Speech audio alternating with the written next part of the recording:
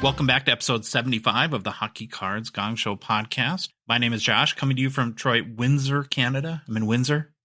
Nice. Should I go get a fifth of Windsor? Is that what you do in Windsor? Or what? I guess. Windsor, Canada. You're on a pit stop on your road trip to Toronto. Father-son road trip, 10 hours today. We got up in the wee hours of the morning and left the Twin Cities area. I'm starving and deliriously tired. So, per usual, you have to carry the show.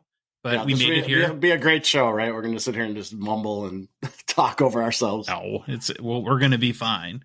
It wasn't a bad drive. It took 10 hours, but here now trusting hotel Wi-Fi to record our podcast. Yep. So we'll see what happens. Fun show today. Lots going on, of course. We are in the NHL Playoffs. That is exciting. We've had two full. Wait, see, here we go. This is it. This is what happens when you get up at 4 a.m. to start driving. Words don't come out of your mouth. We've had 2 days of games now in round one. Whatever your big observation so far, we had a pretty exciting Wild game, that's for sure. Yeah, here's my big observation. I love overtime games. I love the playoffs. But dang it, the Wild cannot go to 12:30 a.m., 1 a.m. games every night, or else I am going to be a mess. I used to be able to stay up super late and just be fine the next day. Not anymore. I woke up and I was so tired after watching that game. So Wild, just win in regulation, make my life easier, and we'll be good. Well, and for about an hour and a half straight, I was convinced they were going to lose at any second. Oh, yeah, they got so outplayed. They got so outplayed in overtime. Couple quick announcements before we get going. Monday's show will be an expo recap that we're going to do from our Airbnb before we leave Toronto and head back to Minnesota. We did that after the Fall Expo, and I think it worked pretty well. I wouldn't call it a normal show. It's a little more off the cuff, kind of instant reaction. I don't know. How would you describe our Expo recap shows, Troy? They're definitely ad hoc. I would call them ad hoc, off the cuff. We're not going to have this huge set agenda. We'll just talk. Last thing before we get started is just a reminder that the Hockey Cards Gongshow podcast is a Patreon podcast. That means that we rely on supporters like you to help us cover our expenses and keep our show going, help us produce more and hopefully better hockey card content in the future. We got some new things coming that we're working on and pretty excited about, and help us to fund initiatives to grow the hockey hobby, even in a small way. Right now, you can take advantage of our 99 tier, out of 99 tier, and for $5 a month, support our show. It's super easy to do. You can go to hockeycardsgongshow.com and there's a become a patron link, or you can go to the Patreon website at patreon.com and search for Hockey Cards Gongshow. There's a link in the show description for whatever podcast app you're listening to us on right now. And finally, in our link tree, which you can find in our TikTok and Instagram profile, there's a link there. All right, Troy, you ready for the game plan? On today's show, we begin with the best NHL player to wear number 75. Then it's off to an NHL playoff update, now that we have Monday and Tuesday games in the books. We then take a look at hobby news. This is followed by our interview with breaker MoneyMoose. Absolutely fantastic interview. Lots of good information. It was great getting a female business owner's perspective on the breaking industry, so please check that interview out. We will finish the show with new product releases, our Toronto Sports Card Expo preview, and Listener Mailbag.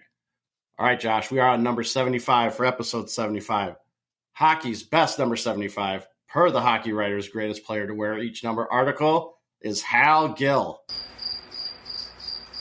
And I am going to fully admit, I did not remember Hal Gill very much. I might have heard the name, but I couldn't tell you anything about him. So I actually was pretty excited about doing this one. Apparently number 75 is not a popular hockey number, huh? Not a popular number. I remember one of the honorable mentions they had was Ryan Reeves. And I can't remember. Oh, Revo. Yeah, Reeves was on there, and I can't remember who the other person was. Hal Gill. He was a defenseman from Concord, Massachusetts. Gill was the 207th overall pick in the 1993 NHL entry draft by the Boston Bruins. Gill played in 1,108 regular season games over a 16-season NHL career, and I'm absolutely embarrassed that I barely remember the name or played a lot of games. And right in our prime, like, we should have known this guy. Maybe I did, and he just wasn't that terribly exciting or something. Well, we'll see why we probably didn't know about him. Well, I honestly have no idea who this guy is. You could have told me he won like a country music award or something like that, and I would have believed that more with the name Hal Gill. Vince Gill did. Vince Gill was a country music singer. All right. Hal Gill started his playing career playing 8 seasons with the Boston Bruins. In his final 8 seasons, Gill had stints with Toronto, Pittsburgh, Montreal, Nashville, and Philadelphia. For awards and accomplishments, one-time Stanley Cup winner in 2009 with the Penguins, and that's all we got for accomplishments. Over the course of his career, Gill had 36 goals, 148 assists for 184 points. Wow, that's like half of a year for Connor Bedard. Yeah, no kidding. Even McDavid. Gill made the playoffs in 11 of his 16 NHL seasons. Now here's where we're going to have some fun. Compiling a stat line in the playoffs of 0 goals, 6 assists, for 6 points in 111 playoff games played. This comes out to 0.054 points per playoff game. I saw that, and it just sent me down a rabbit hole, because now I started thinking to myself, I want to see how this ranks for amount of points in so many playoff games. So I had to do some research. And what I found was Gill has the lowest amount of points in the most playoff games played, if that makes sense. Played in 111 playoff games, and he only had 6 points. Did he play a lot of minutes? Yeah, he played. He was a regular defenseman. What's going on with the number 75? Is there like some like satanic meaning to it or something like that? No, here, we'll keep going. This gets great. This gets absolutely great. Number 2 on this list is Greg Berube, who had 4 playoff points in 89 games played. So Gill's number 1 with 6 points in 111 games. Berube number 2. So I kept going down this rabbit hole, and I scrolled through I think it was Quad Hockey has this, and I scrolled through every single player that's played in a playoff game in the NHL. And I noticed that Martin Brodeur with 13 points, Patrick Waugh with 11 points, and Tom Barrasso with 7 points are all goalies that have more points in their playoff careers than Hal Gill. This is stupid. It's crazy. It just fascinated me. Now, to say I'm not doing this to knock on Hal Gill. This guy played, 16 seasons in the NHL. He was obviously doing something right. Obviously had the trust of coaches, teams, but I just found it so interesting how he had so few points, and I had to look into it more. So it's pretty fascinating data. So there you go. Must have been a locker room guy, right? Oh yeah. Well, he was a defenseman. How am I going to say this? A defensive defenseman. He was a defensive defenseman. And points weren't at a premium when they started to turn around with the offensive defenseman. But there's something to be said for being a defensive defenseman. Best season of his career from a point standpoint was his 2007-08 season, where Gill had 3 goals, 21 assists for 24 points, splitting his time between Toronto and Pittsburgh. So again, I fully admit I didn't follow Gill's career, barely remembered him, or if I remember him at all. But from the limited info I could find in his stats, definitely a solid defenseman. I found a couple articles from playoff games where they talk about how he kind of shut down Ovi and Don't Ask Me the Year. Over his 16-season NHL career, he averaged 19 minutes per game. Actually, a little bit over 19 minutes per game. So he definitely played, and he ended his career with a plus 44, which I've said this 100 times. Not my favorite stat, but just use it as a data point. And it was positive. So I guess he's got that going for him too. And again, you don't stay in the NHL for 16 seasons as a defenseman without doing something right and being trusted to be on the D line, especially with such few points over his career in over 1,100 games played. After his playing career, Gill worked as the manager of player development for the Florida Panthers and was also a radio commentator for the Nashville Predators. He currently works on Predators broadcast for Bally Sports, which who knows how long that will last, because Bally Sports is a disaster and declaring bankruptcy and all that fun stuff. Fun facts. I absolutely got nothing. Maybe the fun fact should have been the low points in the playoffs. I said he does have a Twitter account at Skillsy75 that is very active if you want to read his commentary and stuff that he puts out on Twitter. Do you think naming your Twitter account or your Twitter handle Skillsy75 when Martin Brodeur has more playoff points than you is a little bit of a stretch? I don't know. Maybe he's got defensive skills. Because, again, he's a defensive defenseman. Well, if he's Skillsy75, then I'm changing our Twitter handle to the world's greatest podcast because that's ridiculous. All right. Okay. His rookie card. The only rookie card I could see that had the RC designation in TCDB was his 1997-98 Pacific Omega number 16. No graded copies. You can find it for sale, and raw copies go for $1 to $3. In fact, here's one of our favorite things. Gil only has 3 graded PSA cards ever. A 2008 Topps, which has a grade of a PSA 8, 2003 Upper Deck, which is a PSA 8, and a 2005 Upper Deck card. That's a PSA 10.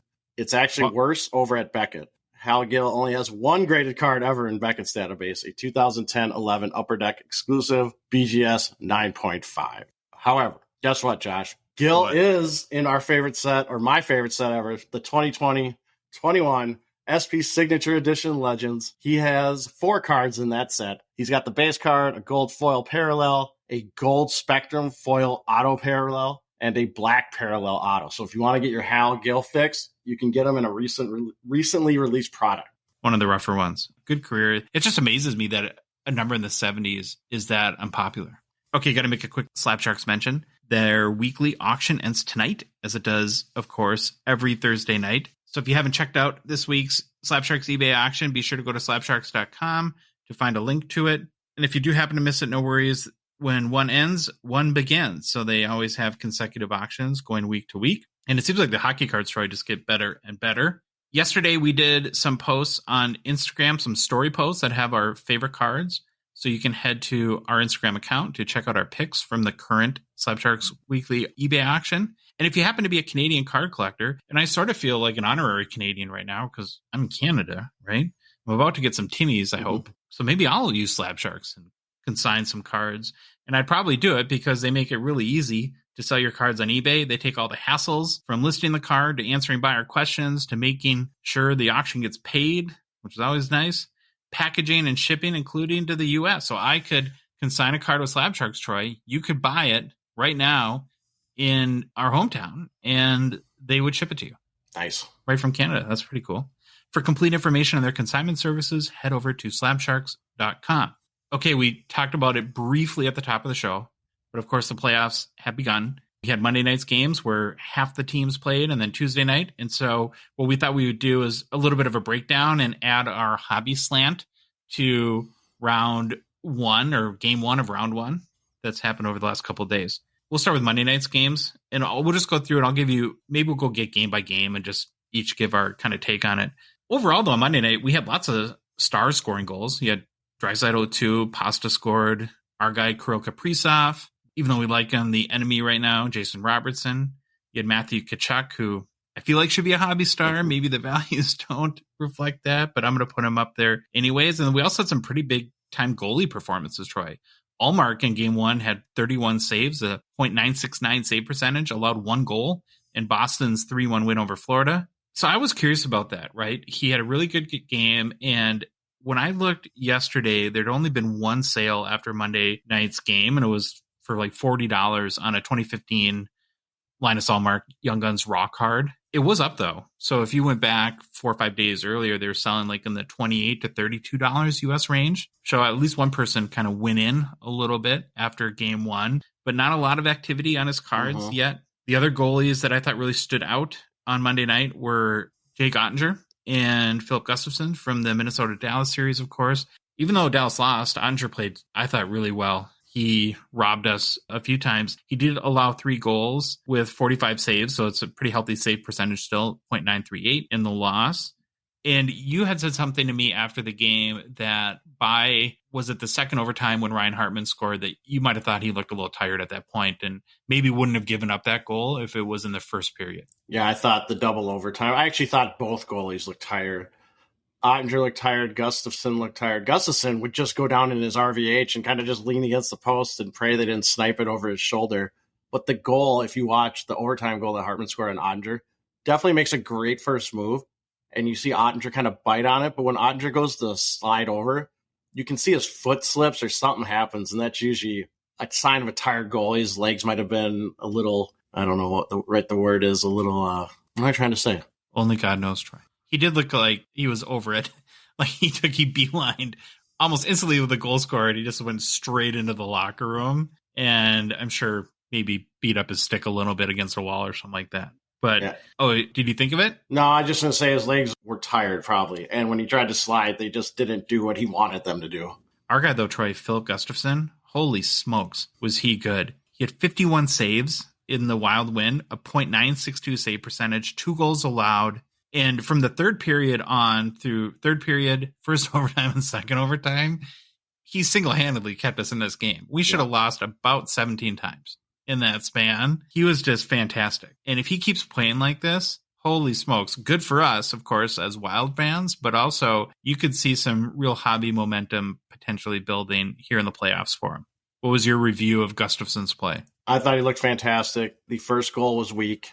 The second goal might have been weak, but I think he might have been screened on it. They were both on power plays, so you can't really fault him that much. But that first goal I was not a big fan of. Besides that, he played fantastic and was awesome. Obviously, he must have had his angles pretty good because they hit the post about 4 times on him in that double overtime period. So that was interesting to watch.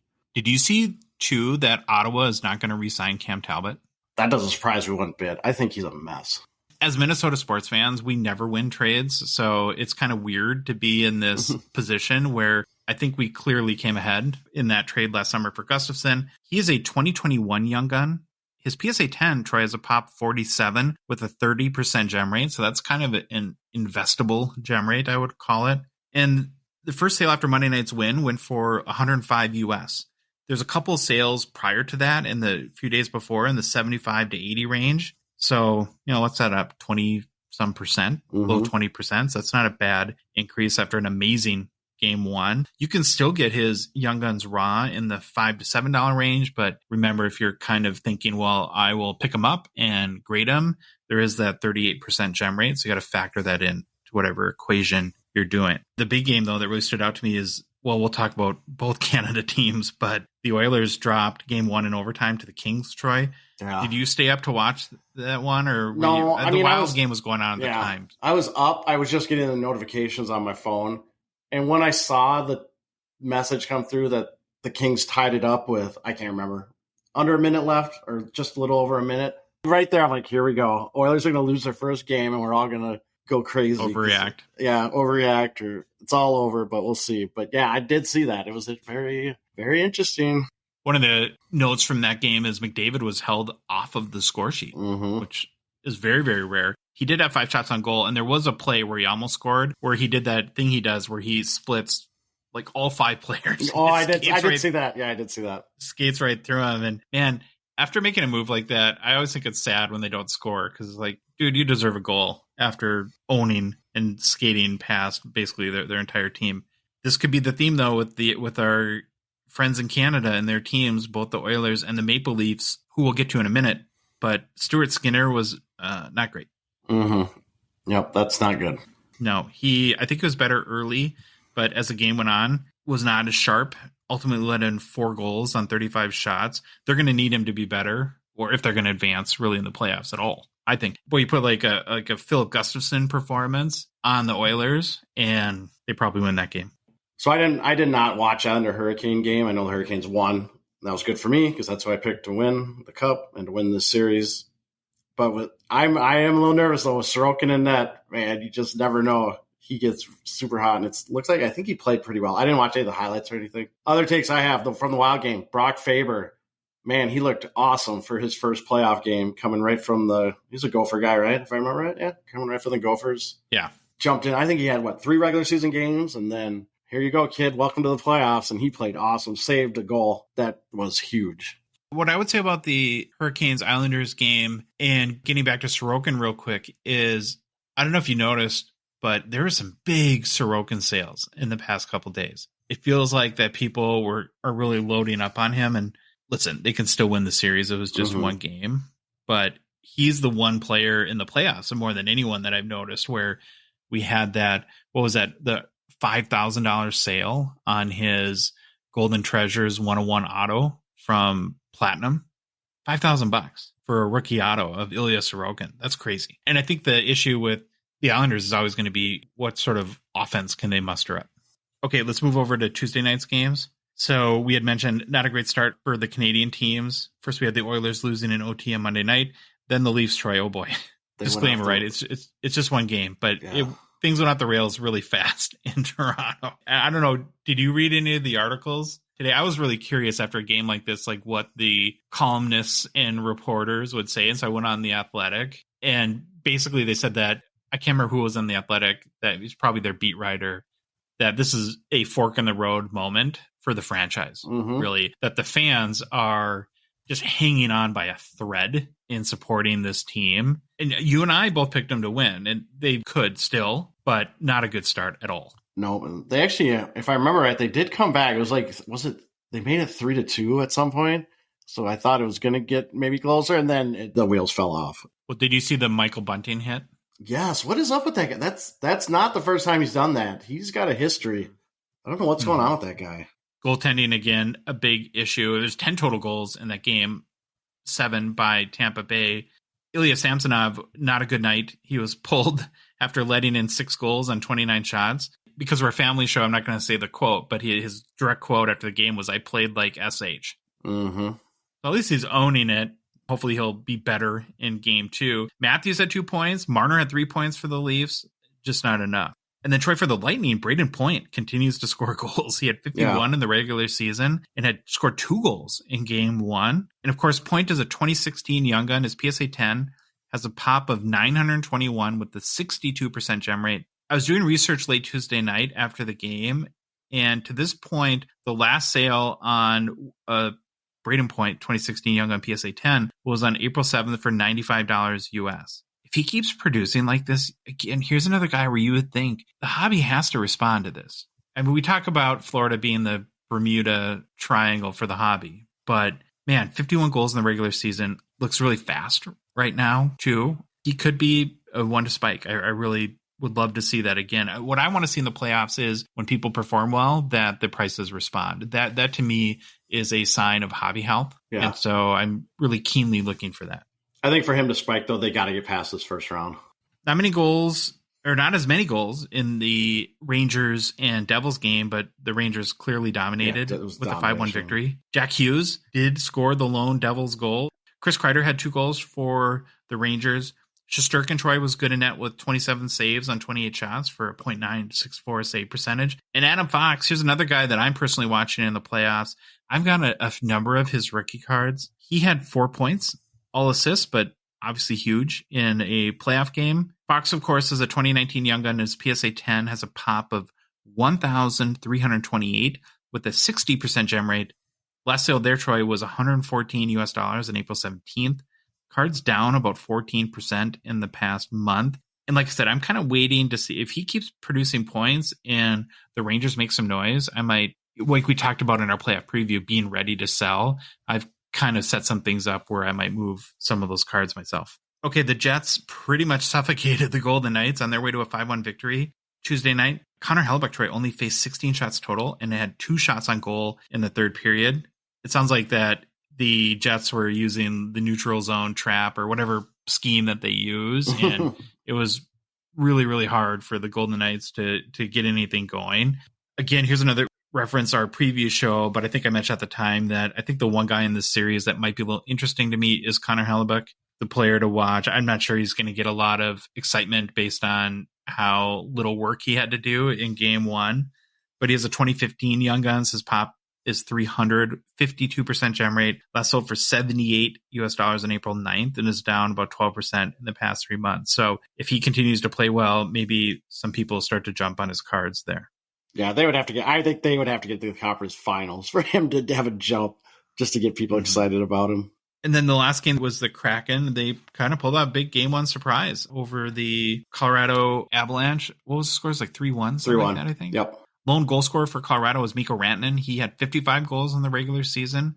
So again, even in teams that lost, it was the Stars, by and large, producing the goals in round 1, game 1 on Monday and Tuesday night. Kind of keeping on my theme of people that I really want to see the hobby respond to if he continues to play well. That would be Mikko Rantanen. He is a 2015 Young Gun. His PSA 10 has a pop of 825 with a 47% gem rate. Last sold for $173 US on April 17. It is up 17% in the past 3 months. And so I think that 55 goal regular season is really reflected there. So we had a really close game with the Wild and Dallas. We had an overtime game, of course, between the LA Kings and Edmonton Oilers, and then a bunch of not real close ones. I will say when I got the notice or the notification that the Kraken beat Colorado, I think I looked at it 5 times. It didn't click in my head. I actually went and then looked at the score because I thought they got it wrong. But release the Kraken, baby. Here we go. Okay, really, Troy, all we have in hobby news today is to kind of go through some injuries. And we sort of saved this for Joe Pavelski, who is officially questionable for the Stars Game 2, which is tonight on Wednesday, the night we're recording the show. I'm going to go out on a limb and say he's not playing. I'm so surprised they list him as questionable. It's like, yeah, I haven't heard. You saw him skate back to the bench. No way he's playing. I have not seen an update. I did see the head coach did say, I think yesterday, he expected him to play. Now, really, who knows? To me, I would be really shocked if he played after seeing how he looked after he got hit. Didn't look good at all. Well, after the Tua Tagovailoa thing in the NFL season this year, any professional sports team has to be super careful in how they treat head injuries. Okay, so let's go through the hit. Of course, Matt Dumba makes a pretty big hit on Pavelski. Pavelski goes to the ground, hits his head really hard on the ice, which is horrible to see. Never, ever want to see that. The refs issue, kind of like the new protocol that they use in the NHL now, they issue a 5-minute major, but then they review it in Toronto, and they reviewed it for probably a good 3-4 minutes. They definitely took their time and then downgraded it to, I don't think they called a penalty on the hit. I think they called roughing when Max Domi went over and started to throw fists of fury at him. Okay, so what did you think of the hit overall? Did you think it was cheap or dirty, or did you think it was a clean hit and just an unfortunate outcome? What's your thoughts on it? So coming from a Wild fan, just remember that when I say this, I felt the hit itself was not, it was a clean hit from the fact that it was shoulder to shoulder. I heard some people online saying, oh, it's head snap. Well, your head and neck are attached to your shoulder, and you go shoulder to shoulder, your head's going to snap. That's just going to happen. But they reviewed it. You kind of watch it in slow-mo. The hit itself, I don't think was dirty. You could argue that the hit was late. I would give you that point maybe. There was it was that uncomfortable time frame between when the puck left and he got hit. I actually went out and tried to find the NHL rulebook, and I found the rulebook, but I couldn't find anything talking about, I don't know what the actual wording is. I know body checking is used to separate an opponent from a puck. But if anything, they probably could have got him for maybe a late hit or an interference or something, but they didn't. So I don't think the hit itself was dirty, except the timing of it could have been a penalty. Where I get really frustrated with this stuff, and who knows, maybe I'm being soft in my old age, is when, not even with this hit, but when you have clean hits, and then it's like this need that the guy, you got to go fight the guy because you got knocked or you got hit clean, or your teammates got to defend you. Listen, it's going to happen. Your head's down, you get hit. I'm not saying Pavelski deserved to be hit, or I'm not talking about the Pavelski hit at all, but everyone jumping in is trying to fight after a big hit that's clean. That stuff's kind of, I know it's on the GM menu for the offseason.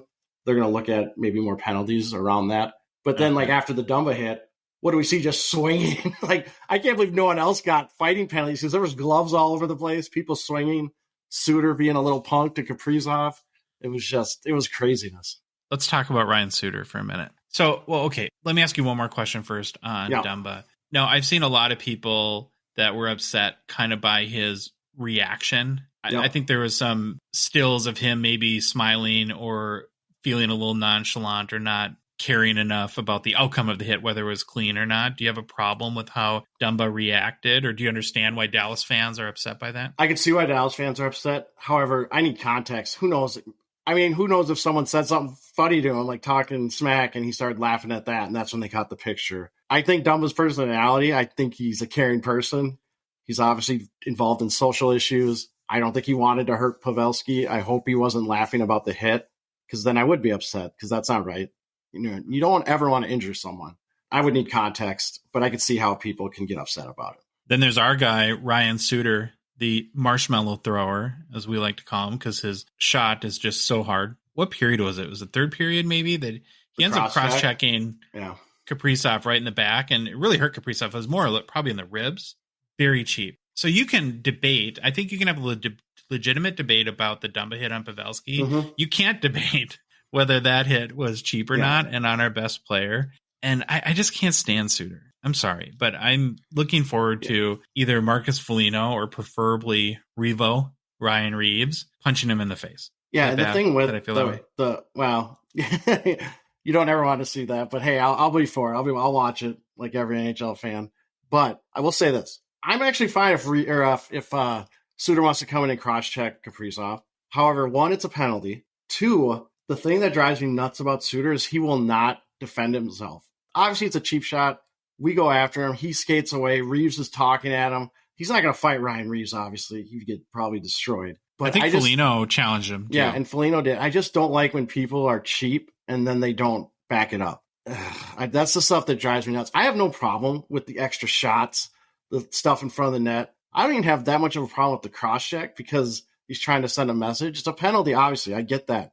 Complete penalty, but then back it up. If you want to do that stuff, you're going to have to take the repercussions that come with it. And we talk about hockey all the time, how the players police themselves usually, and he really doesn't do that.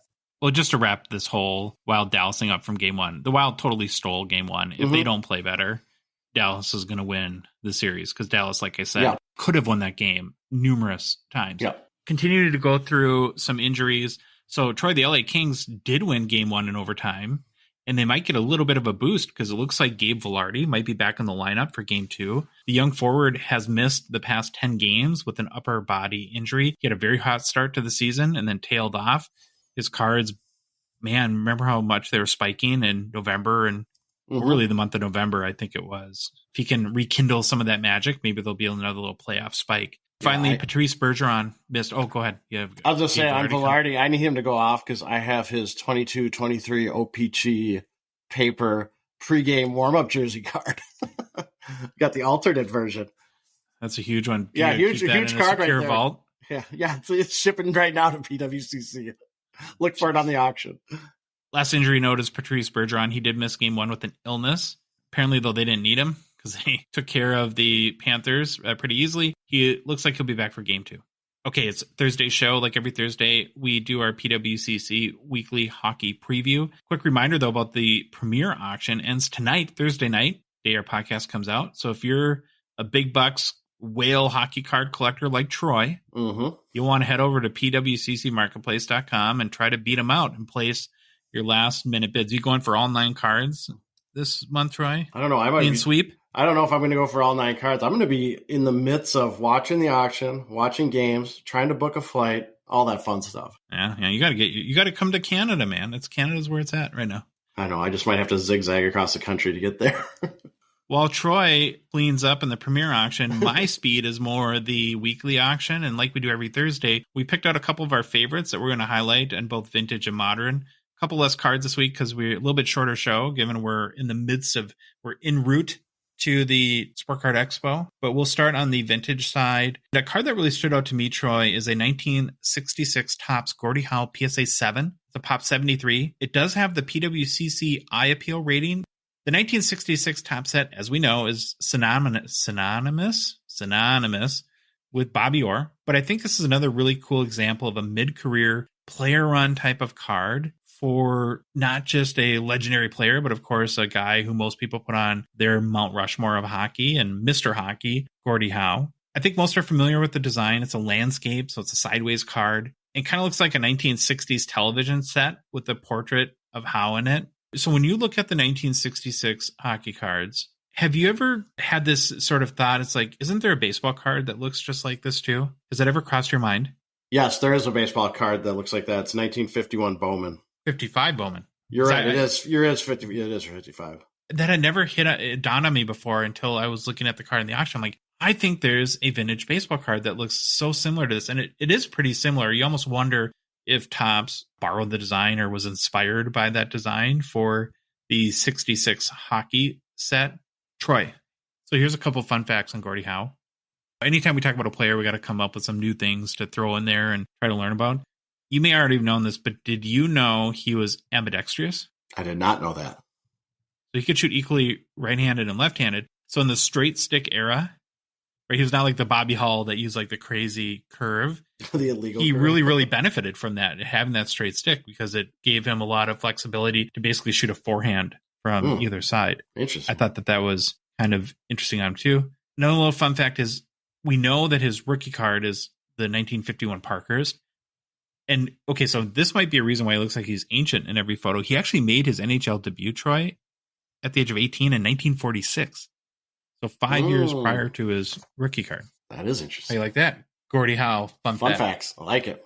I just think any card from this set is cool. And to have the opportunity to own a Gordie Howe PSA 7, 1966 from that iconic set where there's only 30 that are graded higher is pretty awesome. So last sale on a 1966 Topps Gordie Howe PSA 7, Top 73, I believe, was March 15th, Troy, for $931 US. It was also the all-time high sale for this card. Do you have a current bid on it? $125 US. Okay. In the steal territory as of right now. Are you at a vintage card that you picked out too? I do have a vintage card I picked out, and I'm going back to the well, not with the player, but with the set. I'm going 1911 C55 hockey, Jack McDonald number 8, PSA 4. So I went back and looked. This is the third time I have brought up a 1911 C55 for our weekly PWCC preview. Maybe. Could you see yourself buying one of these cards? Not necessarily a Jack McDonald, but a 1911 C55. My next point was maybe I'm gravitating towards these cards. Oh, okay. Maybe there's an expo with a lot of hockey cards coming up. Maybe I'll try to find some. But I just love the look of these cards. I love the history behind them. I love learning about these old-time players that I have no idea about. So let's start with this one. Again, this is a C55 card, which was produced by Imperial Tobacco in 1911. So it's a tobacco-sized card. They are very condition sensitive, as you can imagine. Plus, with these cards being produced over 100 years ago, kind of even more condition sensitive. Specifically, this card is a PSA 4 grade. So when you look at the card, look at the front, look at the high quality image, zoom in on it, you'll see the stuff you'd expect. Rounded corners, which are very typical of this era and set. It definitely has some wear on the edges and the corner, which is, again, expected. And we've talked about this many times. To me, I think it just adds to the card, to the prominence, its history. I know it's been around for a while, and it doesn't bother me one bit. The picture on the front of the card looks really nice. The color looks great. The back of the card, there's some definite fading you can see around the text that is on the back. But again, nothing that would stop me from bidding on the card. And when I display it, at times I don't even really care about the back because I'll never see that unless I pick the card up and want to look at it. I think it's just a fantastic card. Now, the player on the card, Jack McDonald, I had never heard of, so I had to look him up because we've never brought up his name on the Gong Show. He played from 1905 to 1922. He played for the Montreal Canadiens, the Montreal Wanderers, I love that name, the Quebec Bulldogs, the Toronto Ontarios. Were they just couldn't come up with a name, and they're like, all right, we're Toronto, Ontario. We're just going to be the Toronto Ontarios and go for it. That just cracks me up. He also played for the Toronto St. Patrick's, which is a way cooler name. And I think the Maple Leafs wear those throwback jerseys every once in a while that are really cool. Well, on St. Patrick's Day, I think they do. Oh, hey, that would make sense. He was a member of the 1912 Quebec Bulldogs Stanley Cup Championship team. He played 11 seasons for the Bulldogs in the period from 1905 to 1905-06 until 1919-1920. For his career in the NHA, which was the predecessor to the NHL, and in the NHL, McDonald had 116 goals, 43 assists for 159 points in 180 games played. Great looking card. One thing you have to remember going back to this time period in NHL history is that there was not 80 games in a season. I think there's something like 15 to 20. Oh, yeah. Right? It was like 20 some. And then you had Stanley Cup. And I didn't write this down, but I just remembered on Jack Campbell, he was going to play, or he did. He played 5 games in the 1919-1920 Stanley Cup Finals until it got canceled because of the Spanish flu pandemic. So you said Jack Campbell. Do you mean did Jack I say McDonald? Jack McDonald? I meant to say. And I haven't. That's the first time I've had to name check you. Yeah, and I haven't been driving for 10 hours. To me. Yes, Jack McDonald. All right, current bid on this card, $175 US. We're going to switch to more modern cards in this week's PWCC Weekly. And one card stood out to me right away, of course, because I love them. And it kind of fits a theme that we've talked a lot about on our show. It's a 2020 Upper Deck Kirill Kaprizov Young Guns exclusives out of 100 PSA 10, Troy, which is a pop of 18, I believe. Homer pick, I know, but I had to choose it because we've ragged on this card, well, the base card, quite a bit, where the base Kaprizov Young Guns PSA 10 has a pop count, Troy, now up to 3,664. And the reason why we've ragged on it is really it's about how high the pop count is, the gem rate at 66%. It's going to be a hard card to ever build a ton of value because the population count is so high. And remember too, his base Young Guns, it has the third highest gem mint pop count of any hockey card ever. already, and it's still climbing just about every month. So because of that, of course, like I said, it's a challenge to invest in that card. Well, now you have this opportunity where you have, instead of a base young gun with a crazy high pop count, you have an exclusives that's limited out of 100. And because it's a PSA 10 and a pop 18, it makes it even that much more exclusive, like 5 times more rare than just a raw exclusive card would be. I also think it's a good opportunity to buy this card if you believe in Kaprizov in the long term, or you're a Wild fan or Kaprizov PC guy, because the season's been honestly a little bit weird. He's played super good, but it's not, I don't think, reflected as well in the stats. And I think there's 2 primary reasons. And you tell me, Troy, if you agree. Well, the first is the easy one. It's he got hurt towards the end of the season when Logan Stanley crumbled his leg, fell on top of him, and he missed a bunch of games. So, of course, that kept his stats down. And I think, too, okay, so he did score 40 goals, even though he missed a bunch of games. What really hurt his point total is assists, because while he played, nobody else on our team could score. Yeah. And we've talked about it before. I'm not going to be super repetitive, but he's an amazing passer. And more often than not, he sets up and just saucers a pass to one of his line mates, and they're like surprised that the puck came and whiffed the shot, and just don't take advantage enough of the plays that he creates for them. As a result, I think because of the Young Guns pop and how a little bit weird the season has been for him, his market is down a little bit. So this card, Troy, had sold on November 5th. So right when the season's starting, hope springs eternal. Everybody's excited he had a great year the year before for $5,895 US on November 5th. Well, it next sold in January, on January 31st for $2,801. And I wouldn't be surprised if it sells for less than that. I just don't feel like there's a lot of Kaprizov hobby value momentum right now. And that's where I go back to, if you're a investor or a collector, to me, it feels a little tempting when you start now to get in this price range, because he's just that good. And I think that for a number of years to come, he's going to continue to be a good player. What's the current bid at? $625 US. Long way to go to get to that 2,800 mark. Long way to go. But it might, maybe, probably not, but maybe. All right, we have one more modern card to talk about. So I'll let you, it's one you picked out. You always go for the zany cards. So I do go once again, Troy, we'll call these the Troy special. Troy special. Well, before we get to the Troy special, like a bonehead, this might be the second week in a row I've done this, where I just go through my card and then forget to say like past history or sales. And so Jack McDonald on that 1911 C55, I couldn't find a PSA 4 sale, but there was a PSA 5 sale on January 15th of this year for $420 US. And then there was a last February of 2022, there was a PSA 4.5 that sold for $266.71. Can I just complain? I want to get rid of the halves. I really don't like the halves. The grade, the half grades? Like the 4.5, the 5. Get rid of it. There. Make up your mind. Call it a 4. My hobby rant is over. All right. My next card for my modern. Oh, I love this card. It's not even goofy. I just love different cards that I haven't seen. I went with the 2001 Russian Ice Alexander Ovechkin rookie card. I guess you want to call it a rookie. Maybe it's a pre-rookie. Number 15, SGC 9.5.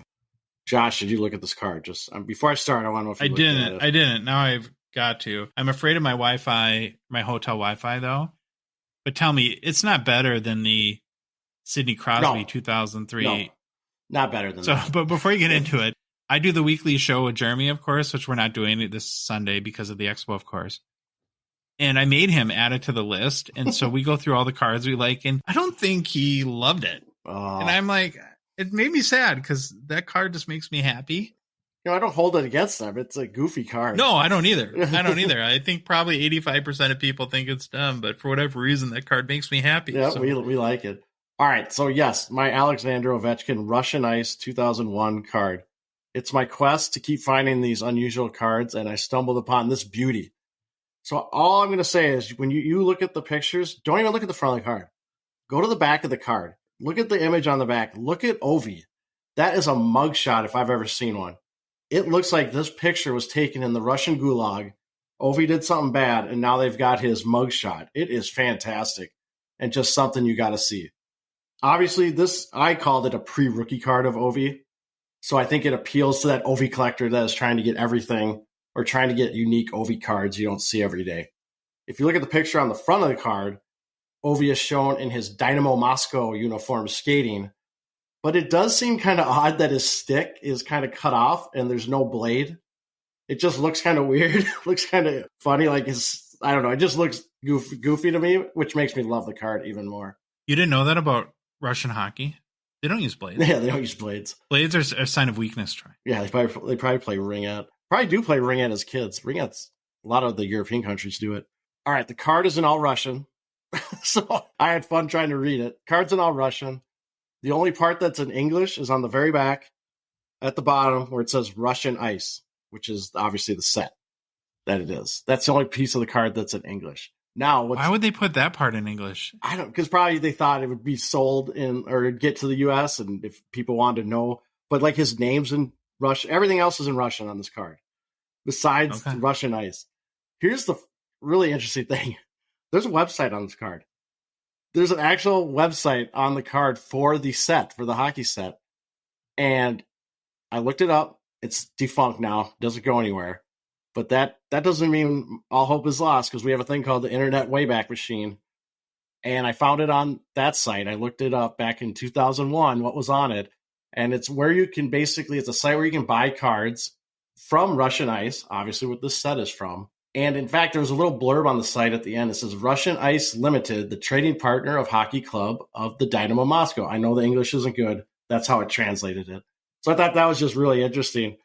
And it was fun to look at a site from 2001 and just laugh at what we thought was good web design back then. The card is an SGC 9.5, which has a pop of 7. There are 4 SGC 10 versions of this card. This card with the SGC 9.5 grade has had a couple of sales in 2023. It has went between $300 and $385 US dollars. Right now, current bid, $66 US dollars. Yeah, just another kind of cool card if you're into a little bit off the beaten path type stuff. You have 30 Ovechkin Young Gun PSA 10s and you have all of his Cup RPAs and you want something different, then would be definitely something cool. So I looked it up. Is it this one that you're talking about? Yeah, that's fantastic. That's cool. That's awesome. I like the design. Very clean design. Yep. He is missing his blade. So that is interesting. Well, Troy, we had the amazing opportunity, was it last night or the night before, to interview a up-and-coming breaker who is really killing it. I mean, her business is growing super fast. So we're talking about MoneyMoose. It was a few months ago now. She got on our radar. She is a whatnot breaker, done a great job building her business and her brand. And of course, is super unique in the hockey hobby in that she's a female and not too many females that you come across in the hobby, and especially ones that are entrepreneurial and are making the hobby their business. And so we were really fortunate and excited to talk to her about her journey. And we're going to go ahead and roll that interview now and hope you enjoy the conversation. Okay, Troy, very special moment for us. It's our first female guest on the Hockey Cards Gongshow podcast. So that's pretty cool. We'd like to welcome to the program MoneyMoose, a hockey card breaker on the Whatnot platform, who has really grown her business quite a bit over the past 6 months. And so we're honored to have her join our program to talk a little bit about the breaking game, her, I guess, foray, is that how I say it, into hockey cards, and what it's like to be a businesswoman in the hockey card hobby where there's very few. So, hi, MoneyMoose. Welcome to our show. Josh and Troy, thank you so much for having me. It's an absolute honor to be here. Well, I guess we got to thank you, too, because you're been a supporter of our show and you're one of our patrons. So thank you so much for supporting us and hockey card content producers. And we think it's important for helping people like you build your business. And so, again, just thank you for supporting our show. Oh, of course. You have helped me build your business. You just don't know that. Okay.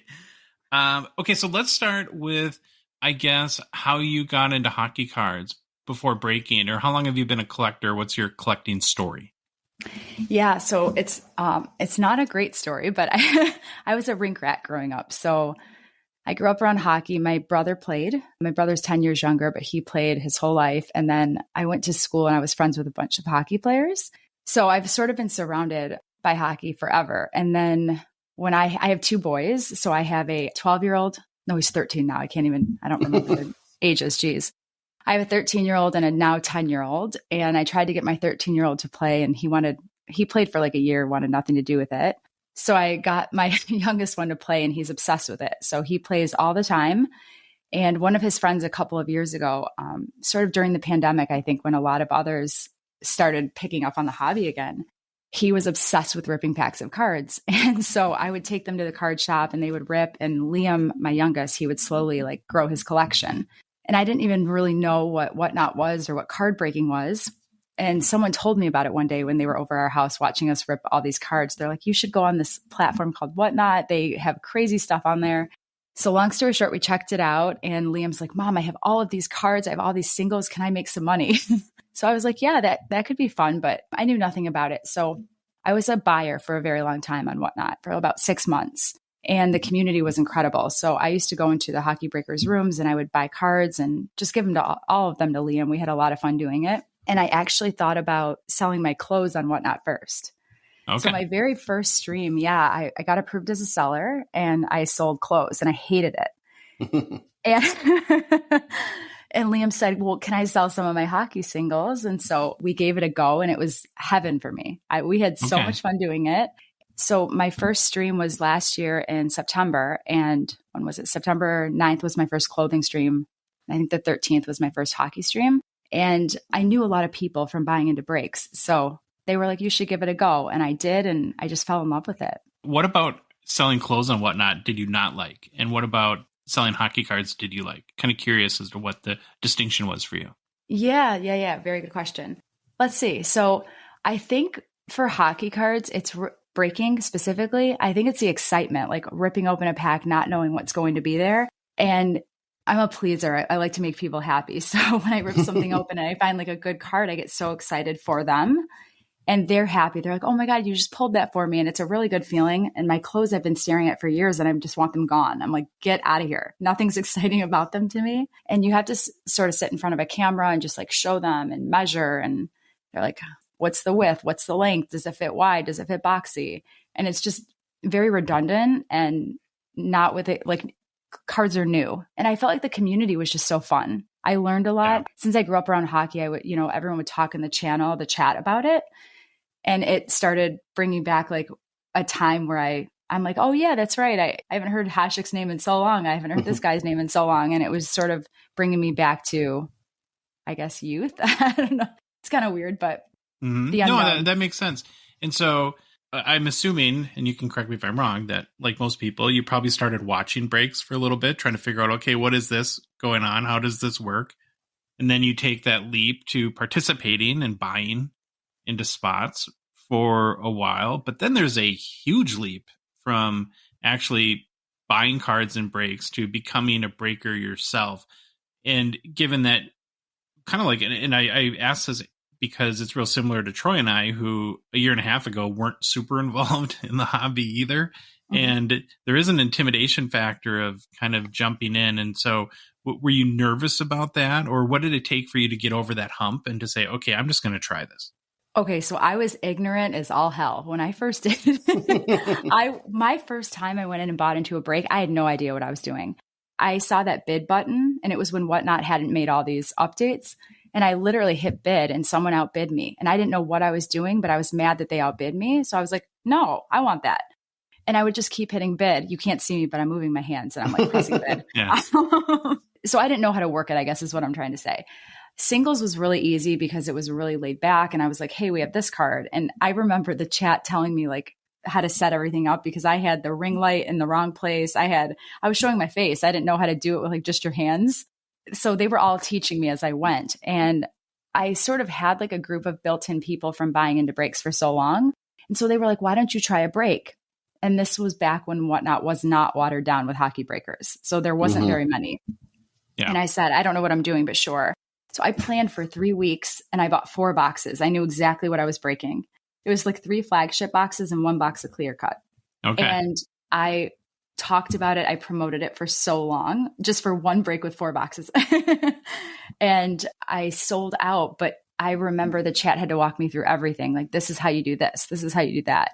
I was scared to death to share my screen, but it was small enough at that time to where it wasn't super overwhelming. I think too, though, from what I've observed being in your room a little bit, one of the things that you do really well is being authentic about that you are new and not trying to fake it till you make it necessarily. And I think that helps you connect with people in a way where they are willing to help you and maybe forgive some of the early sins that a new breaker might make.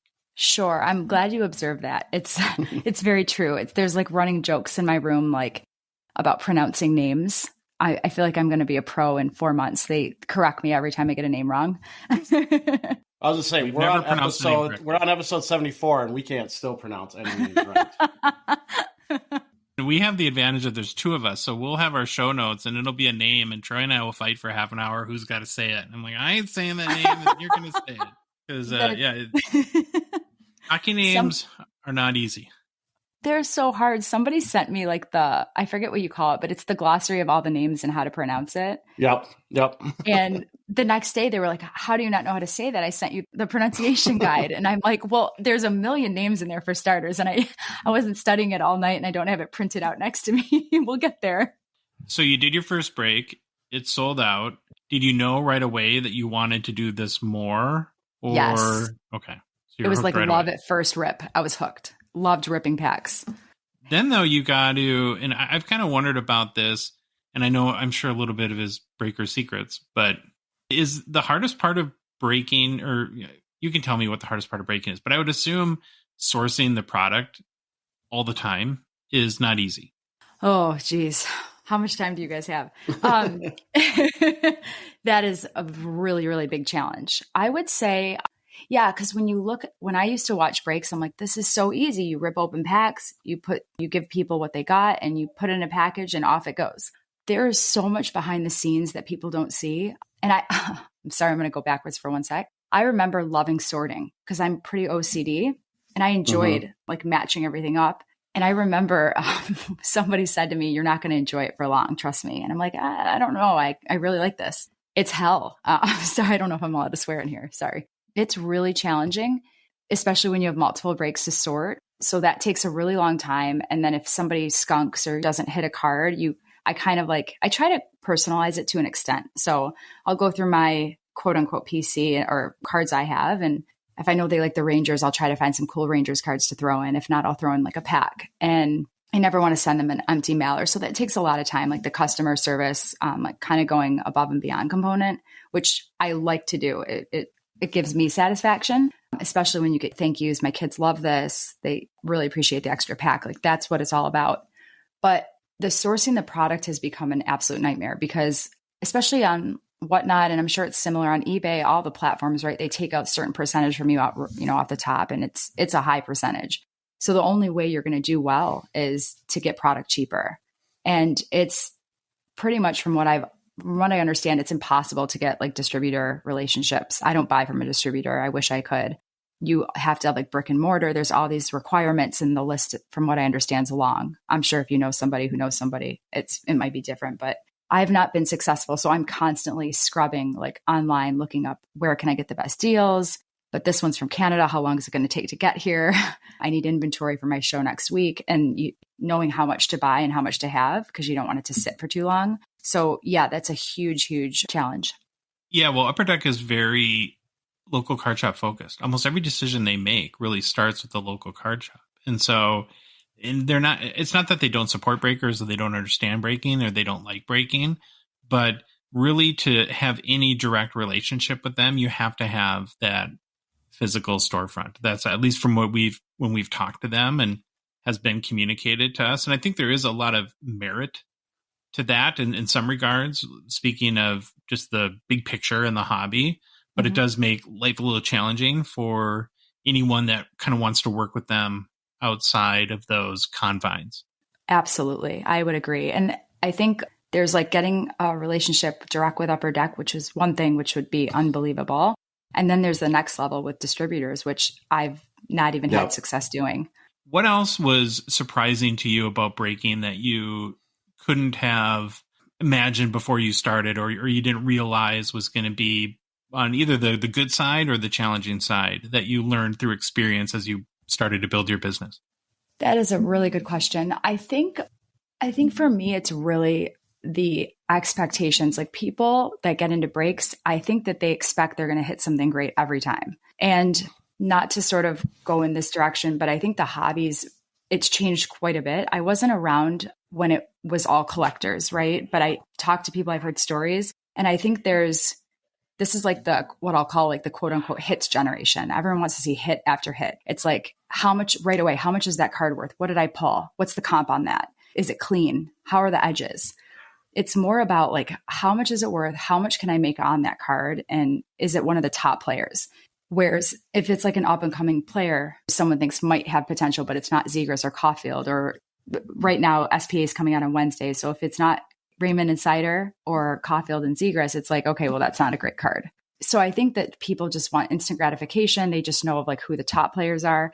That's hard because it's a like privilege to be able to pull those cards for people. And so when you don't, they get upset. They're spending money. But I feel like just setting that expectation, like, hey, this is uncommon to hit these. This is what the goal is, but it's not expected. And there's sort of like a rite of passage, right? Well, if I didn't hit that, what are you going to send to me? That's where it kind of borders like gambling, right? It's not gambling, but it kind of feels like it. So just making sure everyone's happy and know what they're getting into before they get into it.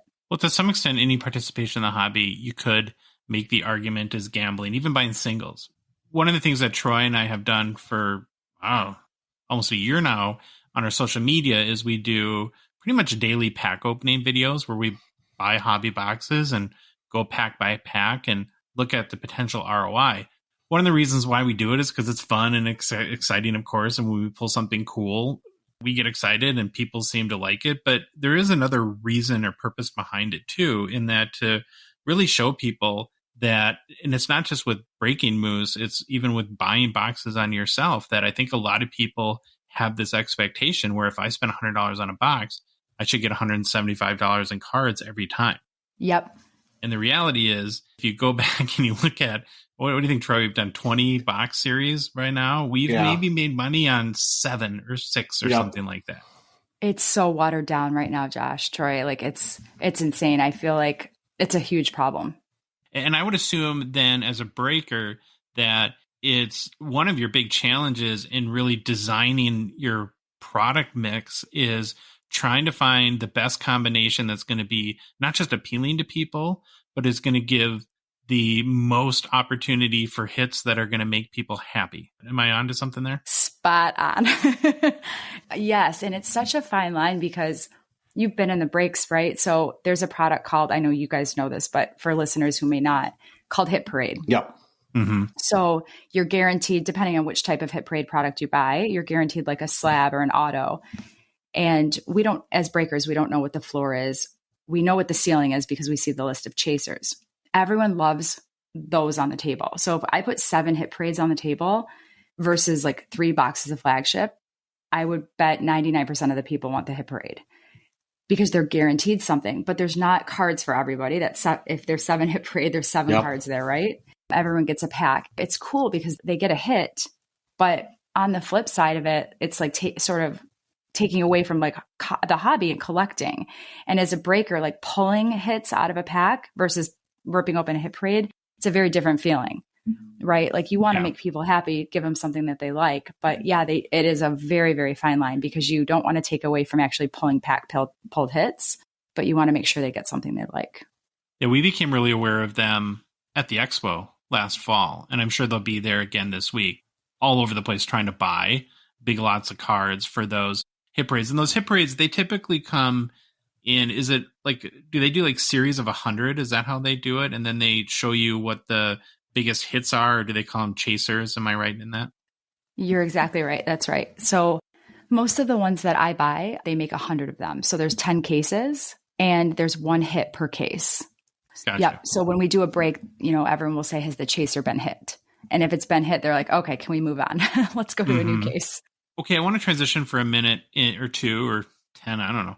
to talk about one of the things that makes your story so unique in the hobby is, of course, that you're a female participating in the hobby. And I mentioned this before we started recording, that I was curious and I went into our Instagram and looked at the demographics of our followers. For us anyways, it's 96.4% men that follow us on social media. Obviously, very few females. And, you don't have to be a data scientist to figure out that the hockey card hobby is very male dominated. And so, number one, I think it's very cool that you've been able to build your business and build your personal brand within the hobby. And then I also think it's an opportunity to potentially make other females that are maybe interested in not just collecting, but also maybe trying their hand at breaking or becoming an eBay seller or building their own brand and business within the hockey hobby as well. So I guess I'll just start, if you can just describe what it's been like just as over the last 6 months as you've built your business, being a female in the hockey card hobby. Yeah. That's a very good question. So I think there's this sort of like systematic bias in the hobby that it is men. And when I first entered and started breaking, actually, people would still say, "Hey man, what's up?" Or when I'm in break rooms, it was like an assumed, "Hey, thanks so much, man. Appreciate it, bro. Got you." And I let it go. It doesn't bother me at all. And they wouldn't know I'm a female just based on my name, MoneyMoose. As a matter of fact, sorry, I digress for a moment, but I used the name MoneyMoose. That was my son's Xbox name, kind of a spinoff of it, when I first started buying into breaks, because it's not that I didn't want people to know I was a girl. I think, again, back to the systematic bias, I'm like, it makes more sense to just use this random name. I was going to ask you about that. And so I'm glad you brought it up, because I was curious where your name came from. Yes. And I'll tell you about that too. Actually, I'll just tell you right now, because it's not a great story and it's fast, but Liam had this, since he was little, had this moose blanket.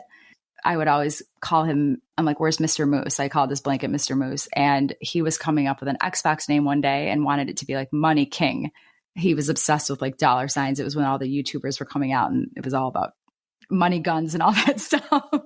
And I'm like, "Liam, that you can't use that name." I'm like, "Why don't you just be like Money Moose?" He's like, "Okay, that's fine." So he was Money Moose. And then when I started buying into breaks, I used his name. And then people started calling me Moose, and it sort of just kind of clicked. It just fit. And then I had to go make Liam change all of his names, because I'm like, "That's my name." He's like, "No, Mom, that's mine. You stole it." Got to pay him a licensing fee. Right? Exactly. Yeah. So I had that name, and everyone would call me bro and dude, and it was cool. It was fine. And then when they started realizing I was a girl, some people would correct others and be like, no, that's a girl. And they're like, "Oh my God, really?" It was like a shock factor.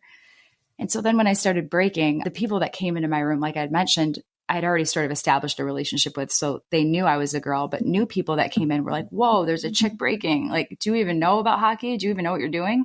There was also this sort of this need to prove myself, to prove I know what I'm doing. And I didn't know what I was doing, but I was going to build the plane while I was flying it. I'm like, "I'll figure this out." Yeah. So I was in corporate America for like 18 years in healthcare, and I knew if I could figure that stuff out, I could figure this out. So I would stay up. Like, go ahead. Sorry. No, I was just going to say, so, is one of the maybe frustrations, do you feel like maybe men are patronizing to you a little bit at times? Like, "Oh, let's help out the girl in hockey." Yep, absolutely. And lucky for, I think there's a lot of other women that might take it differently than me. I'm like, I have super thick skin. I had a bunch of like guy friends growing up. I wasn't petty. I was like a guy myself. So I was kind of used to it. And I would just like joke back with them. But I do think there was a time where I was like really trying to grow my brand, grow the channel. And I remember sitting back thinking like, are people not, like I had a lot of viewers, but not buyers. So I'm like, are people coming in? And it was on my hands, right? Nothing like that, but I was a girl. And I'm like, are they coming in for the entertainment factor and just don't think I know what I'm doing? Mm-hmm. Is it because I'm a girl? And there were two other breakers. I don't want to mention names right now, just in case they don't want me to, but I had asked one of them one time and he was like, "No, I actually think it's an advantage that you're a woman." I'm like, "How?" He's like, "Because you're different. There's a million men who are breaking, and being a female in the hobby like gives you sort of a leg up. It's actually, you need to use it to your advantage." And I thought about it and I'm like, you know what, you're right. But I would stay up like sleepless nights just studying and trying to be different and come up with my own sort of way to break and not just be me, right? Like do me. And so if I didn't know something, I'm like, hey guys, sorry, I have no idea what this means. But when I do know something, I'll tell you, I know exactly what this is. And you learn a lot really fast with like people talking in chat, asking questions, engaging. I learned a lot super fast. There's a ton I don't know. Like they're talking about the playoffs right now. I know who's in the playoffs and I know who I think is going to win, but outside of that, I don't have time. I wish I did. So I joke with them and I think they appreciate that, right? Like, hey guys, I haven't watched this. What do you think? But it took a while to earn their respect that like, I wasn't going to ship you damaged cards. You're going to have clean top loaders. They're going to be packed nicely. They're not going to be falling all over the envelope. I think that goes back to the authenticity thing, where if you're trying to pretend like you can do a deep breakdown on the Hurricanes lineup and how it's going to project against the Islanders in the playoffs, that people are going to see through that. Okay, so I'm going to try to walk the tightrope here and ask you a very delicate question, and you tell me if it's off base. I do think that it is an advantage. You do have an advantage of being female because it does make you different. I think that was a very good observation from whoever gave that to you. And I know you don't do this, and so this is why I'm asking the question, but how do you balance the line between there's certain things that women can do that just automatically get tons of attention? Yes. But you can question, okay, is this authentic to what I'm trying to accomplish here, or is it just an attention grabbing tactic? How do you kind of balance that line between, well, this does make me unique. This does make me a unique presence in this hobby. And why wouldn't I use that to my advantage to some extent? But then I assume that you have to kind of create a line personally that, and there's probably no right or wrong answer here. It's whatever you're most comfortable with, that you will kind of exploit that difference to your advantage. Does that make sense? It 100% does. And I appreciate the way you asked it. That was very delicate. And I know where you're going. I could have been a lot more crass, but I tried not to be. I was just going to say, you can be as crass as you want. It doesn't bother me at all. But let me just try the crass. It's like you could do bikini pictures all over the place, and that would probably drive a lot of people to your room. It's just the way the world is. I'm not saying it's good or right, but we know it happens all the time with the internet and social media. 100%. So it's funny because people in the chat will joke about that all the time. They're like, why don't you just go on OnlyFans? And I actually, when I started breaking, I didn't know what that was. So I went and looked it up and I figured it out really fast. And it became sort of a running joke. I think that there's some women that are okay using that to their advantage. They sleep well at night and I have respect for them. I'm like, that's good. Whatever works for you. Me personally, I can't do that. I joke around. Like I don't even know the word I'm looking for, but I like to have fun and joke back. But sometimes it does cross a line. Not like I always say I have thick skin and I do. A lot doesn't get to me, but I think it gets to other people. So what I mean by that, actually, this happened last week. Sometimes the chat will get very... Like a hockey locker room? Like, thank you. Okay, yes. Yeah. I could say a specific thing right now. I don't want to call people out. Yeah, they say things and everyone's having fun and whatever. But I also think that there's a good amount of people that are there just for the cards, and they're there for the entertainment and conversations and community. I think that's a huge part of what Whatnot is, but there's a line and they see me as a female and they're like, wait, you need to be respected. That's not okay. And so some people I think will leave the room when they see that that's like what the chat's becoming because they get uncomfortable. So I have learned, right, like how far to push it and when to sort of stop it. And I think I've had to learn that more over the past, like, actually a couple of weeks. Mm-hmm. As I'm getting bigger, like I have definitely, there's been a lot of growth over the past 2 months for me. 70% of my sales have happened in the past 2 months out of the 7 months I've been streaming. It's gotten really big, really fast. And sometimes you're moving so fast that you kind of don't take a step back and think, okay, what's happening? And I noticed I have a ton of new viewers, new people in the room, but I'm like, where are the people that were here? That's when I sort of take a step back and I'm like, wait a second, I do have a lot of respect for myself. And I do need to sort of make sure that they know, like, okay, that's fun, but let's bring it back now to why we're here. Troy and I have talked a lot over the last couple of weeks, and to a little spoiler alert for our show, but at the end of this month, we have our next Hockey Cards 101 coming out. That is our podcast series intended for new collectors. And we're doing a series on hobby health, and we've enlisted Rob Gerard, who's a big podcaster, and he's a licensed therapist and the sports cards therapist. And we talked about breaking a lot with him. And to some extent, I would draw some parallels to almost like a bartender or to a breaker, in that you have to be, the cards are the cards. You don't control what cards are in the box. So a lot of your success comes down with, like you said, how much you take care of your customers, how quickly you ship your cards, the care that you put in packing. But you're also, I would say, mainly an entertainer. Yes. And within that entertainment, there becomes certain points of responsibility. It's policing your room a little bit. One of the things we talked to Rob about is breaking can get really addictive. And we've seen people get into trouble financially where they just can't stop. And so I kind of want to get your comment on this too. But one of the things that we had talked to Rob about is that almost like a bartender, where when you notice someone is really inebriated and you have the responsibility to stop serving them, should a breaker have that responsibility too? If they get cues from someone that, I can't believe I'm spending this much, I can't stop, I don't know how I'm going to pay my credit card. If you kind of start to hear those, in that regard, do you have a responsibility to jump in? Or like you said, if people get out of hand. So how do you view the role of entertainer versus making sure that your room is healthy? Yes. Wow. That's a really, really good question. I don't have a great answer, but I've seen it happen. And I've seen how some of the other breakers have approached it. And it's always different. I think when you're going on and gambling, like you're an adult, that's your prerogative. Mm-hmm. I think as a breaker, we can only do so much. Like I would never personally, and everyone may have a different opinion, I would never kick somebody out. I've learned to I know a lot of the people that come in my room now. And if I see that they're acting sort of out of character or something like that, I think I would maybe try to do like a smaller break or try to get other people to buy in so that it kind of prevents that. Or if I notice they're just buying like a ton of spots at once, maybe redo how I'm running the break so that it can't happen that way. But it's almost like when you go out with your friends and they have a couple of drinks and you're like, hey, good to drive. And you don't think they should, but they're an adult, right? They're responsible. So I try not to cross that line, but I do see sometimes where I'm like, they probably shouldn't be doing this. I've had people ask me or say comments and I'm like, hey, dude, don't buy into this. We have a big break coming up next week. Save your money. Let's go there. So I'll sort of try to derail it and talk about why you shouldn't do it because there's something cool coming next time.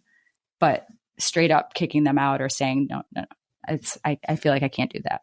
It is hard. It is a fine line because people are adults and you never want to infringe on somebody's right to make their own decision. To some extent, you don't know the financial situation of the person.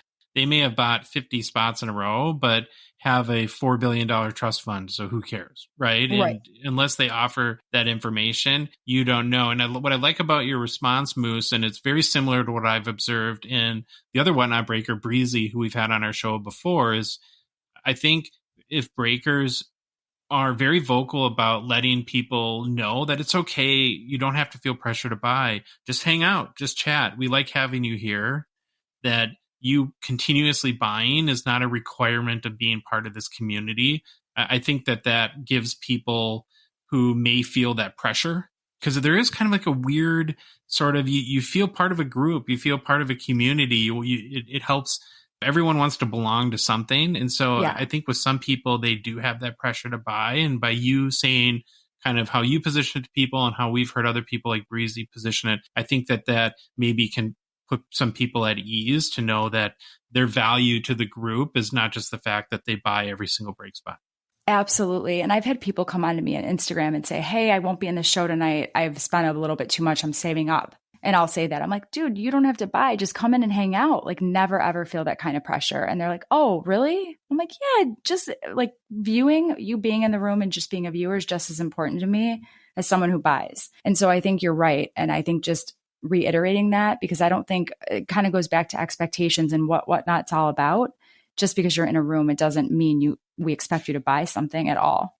Getting back really quick to the fact that you're a female breaker and, there's not a lot of you. Have you had, since you started, and especially as your business has grown pretty rapidly over the past few months, do you get a lot of women that reach out to you, or have you had that just want to know about your experience or ask, how you built your business and maybe giving you the opportunity to mentor some other females and grow that demographic within the hobby? I have not So this is interesting. When I got your sort of talking points, just like bullet points as to what you wanted to talk about today, I'm like, you know what? I never really stepped back to look at other women in the hobby. And I know for me what it feels like, but I've never kind of looked out there to see like what other women are out there, what they're doing. I follow a couple people on Instagram that do, they're out of Texas. They're very large following, but it's not hockey. It's mostly, I think they do like football and I don't know if it's basketball or baseball. I can't. But the two big females that I'm aware of, and Troy, you can chime in here too. There's Mama Breaks, who's I think is a pretty big breaker. Well, there's three. And then there's Pokey Chloe. I think, I don't know what she does, if it's just content or if she does breaks, but I know that PWCC works with her and she's in Pokemon, of course. And then the other female in the hobby that we're really familiar with is Christina from Card Ladder, who is an executive there and who we've talked to before too. But the list is pretty small. Okay, so I've heard of Mama Breaks. I actually follow her on Instagram. And I thought about reaching out to her. And there was another one, I forget. She's always at the card shows, like with her phone mic. But no one's ever reached out. I also don't know that they know I'm a female because on Instagram, I don't put my face on much. Yeah. Well, if I could give you any advice, and it's from both, and Troy, you feel free to chime in here too. It's from our experience in the last 11 months with this show. People in this hobby are very kind, and reach out to them and just say, hey, I just want you to know that here's who I am. I'm a breaker in the hockey community. Just wanted to introduce myself as another female. I know there's not a lot of us, and we've had so many people open doors for us and have been so kind and generous and pay, kind of with the pay it forward mentality that I think you would be very pleasantly surprised if you took the leap and reached out to those people. Would you agree with that, Troy? Yeah, I would say that's one of the absolute best things about starting this podcast is actually meeting people and the community aspect. And I was going to ask you this, Moose. So I got 2 points. One, selling clothes on Whatnot sounds miserable. I don't know how anyone could do that. Could you imagine, Josh, could you imagine me and you getting up there, selling, like, here's a hockey jersey and I'll model it, spin it around. That sounds like a nightmare. But here's a t-shirt I've worn for 10 years. Yeah, that just sounds miserable. But my second thing is you touched on it, you've brought it up a couple times, is the whole community. And I really think that's a key thing to being a breaker. Obviously, you got to have a personality. I get it. But you also got to have a community and build that community. You can't argue with people. You got to be somewhat diplomatic with things. But getting people into your room, talking to them, making them feel good, having those conversations, I think is one thing, obviously, you do very well. And I was wondering, how focused were you on just building the community at the beginning? Or did that just kind of organically happen? Well, first, Troy, thank you so much. I'm glad you observed that. It's my favorite part of breaking. I think it started organically. It wasn't a huge focus. I went into this sort of like blindsided. I was blindsided by the whole thing. I got baptized by fire, all those euphemisms there. And then I realized like, this isn't all about cards. This is actually about the community. It's entertainment. It's an entertainment platform. The cards are just secondary. And that became the most important thing to me because I love it. So when I missed like tonight, I didn't end up streaming tonight. And I had like a bunch of people be like, are you okay? Why aren't you streaming? They come to expect you on a certain time every night. And you feel like you're letting them down if you're not on there. And I miss it too. Like I go on, I know who's going to be there right at 6 o'clock when I'm on. And that part didn't happen overnight though. Like it was so I think like as it relates to success, I always go by like, there's 3 things, right? To be successful, you have to have the desire, hard work, and perseverance. Like those are kind of my 3 things. And I think when it comes to the hard work part, that like trumps all of this. And what I mean by that is I loved it. Like I'm making 10% of what I used to make, and I'm happier than I've ever been in my life. I don't care about the money part because I'm so happy, but it's a lot of work. So like you get all these DMs. Hey, what did I hit and break 2 days ago? I'm going to go find out what team you had. I'm going to go look on Instagram at what the hits were, and I'm going to tie them back if I can. So there's a lot of work that people don't see like that. Or, hey, I'm not going to be in this break tomorrow, but I really want to get, what's my best shot of getting the Oilers in a break like this? And I provide thoughtful responses. I respond to everybody. I used to write like handwritten, it was a joke. I used to write like handwritten notes when I first started to everyone. And then some of the bigger breakers were like, you're not going to be able to do that forever. And I remember there was a point where I sort of like slowly stopped doing that. And people were like, where are my notes? Where's my Post-its? And I had this like crushing feeling inside me. I'm like, I can't stop. I think I forget what you asked me. The community's huge. Well, I was just saying, on you were talking about the notes. I remember I got notes, and I remember I think my last one was, I'm so sorry that I keep hitting the flames for you, because I think it was like 3 breaks in a row. I got the flames. Oh, I remember that, Troy. And then finally, I think one time I actually hit a card and I was like over the moon excited. Yeah, I remember that piece. And I was going to say too, I remember I must have found you pretty early, because I do remember how you were talking about, and this kind of ties in the community thing, where people were helping you, telling you like where to put the ring light and all that stuff. I kind of remember all that stuff going on.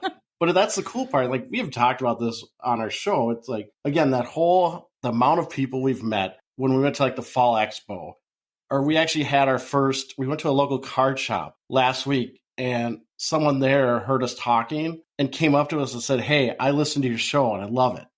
Like, that's kind of weird. I mean, it was kind of take a step back. It was like, holy cow, that's pretty cool. So we can introduce ourselves and talk to him for a little bit. So the whole meeting people has just been fantastic. And I'm guessing it's the same for you. And you've talked about it a lot on this with breaking. But yeah, I love hearing about the whole community aspect of everything. That is so cool. You guys have done like the most incredible job ever. Even as like Troy, before you got on, and Josh, I was talking to you, I felt like I was speaking with a celebrity because I listened to your podcast and I'm like, oh my God, this is your voice. Like, it's true. Well, yeah, that's really ridiculous of you to say it, but kind.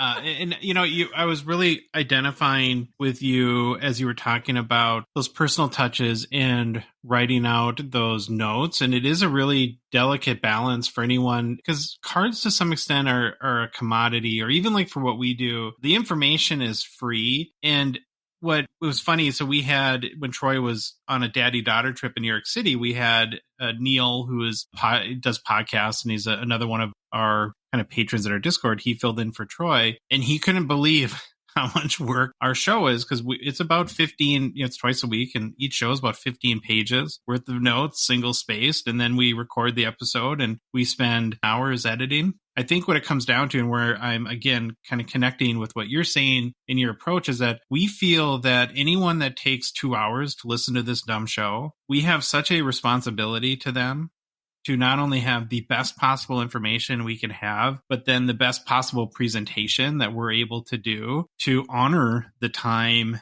that they give to us and listening to what we have to say. But I'm sure, like with you, we're constantly, because to some extent our process prevents us from doing other things too, if that makes sense to you. It does. And please never call your show dumb. Your show is incredible. But yes, 1,000,000%. And the content you deliver it's wonderful. It's super helpful. And I think you guys even go a step above and beyond and actually sort of provide cliff notes by way of like pictures on Instagram. And that makes people want to go listen to the detail behind that. You do an incredible job. And it shows that you take the extra step to do that.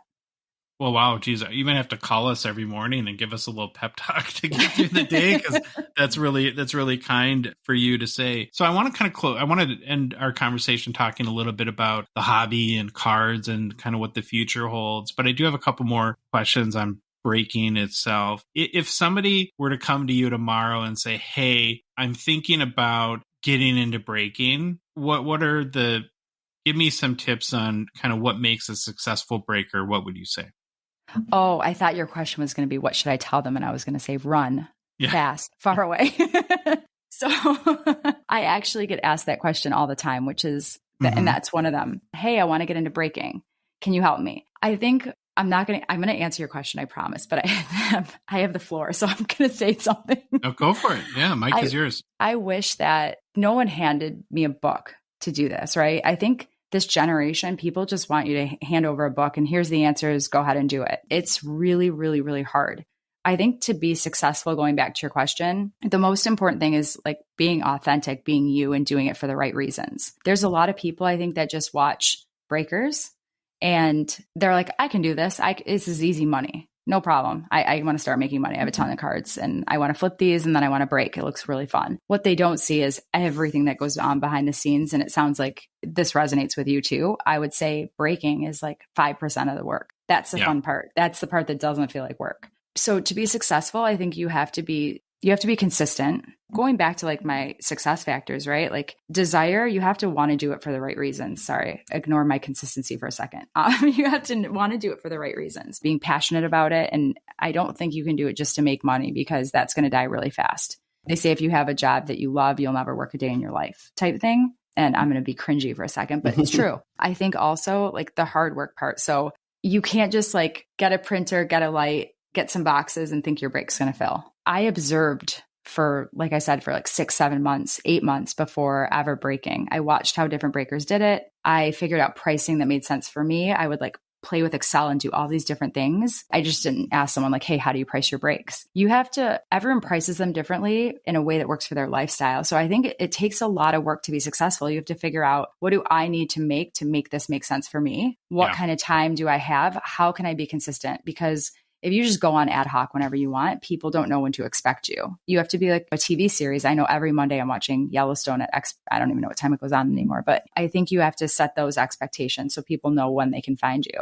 You have to respond to your DMs. You have to follow through on questions. You have to deliver what you say you're going to deliver. If you say you're shipping next day, ship next day. Don't say you're shipping next day, package it up, and then sorry, 4 days later, I had something come up. I think that also, actually, one of the most important things is perseverance. And what I mean specifically by perseverance is knowing that everything's not going to go well. Like you can't be on stream and just get in a bad mood. People feed off of that. People want to see you in a good mood. If your break's not filling, then fill the conversation. Talk about other things, because you get in a bad mood. They're like, I don't want to be in this room. I'm here for a good time. Like I just worked all day. I don't want to come and hear you. Sorry, bleep that out. Oh, we will. Don't worry about it. I'm going to interrupt you real quick. I will say that is the one thing that turns me off instantly is someone, and I've seen it many times, that is like, oh man, I can't fill this. Where are my people? Why aren't you filling my break? Let's get some people buying. That's the one thing that will drive me nuts, and I will just leave. That's one way to kill your audience really quick. I spent many years in sales management and marketing management. And the second you make the sale about you, you've lost your audience. Yep.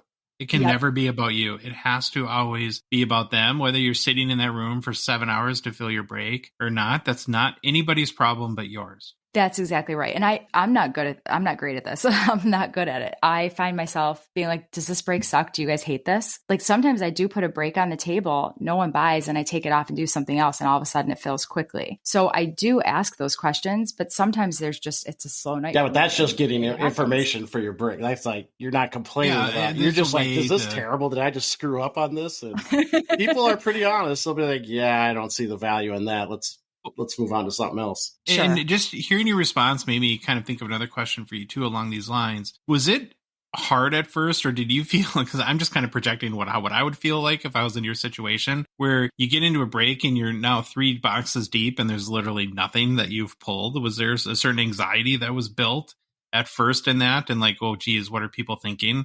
These cards are terrible.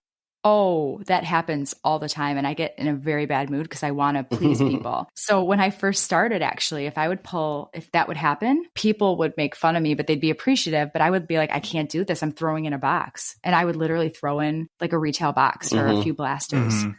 And I think they appreciated it, but that's not sustainable either. That's where I had to be like, no, that's not, I can't do that forever. Yeah. But yeah, it is hard when you don't pull anything. And that's when you say, sometimes it's good, sometimes it's not good. Do you think you feel bad for when you pull the flames for a guy 3 times in a row?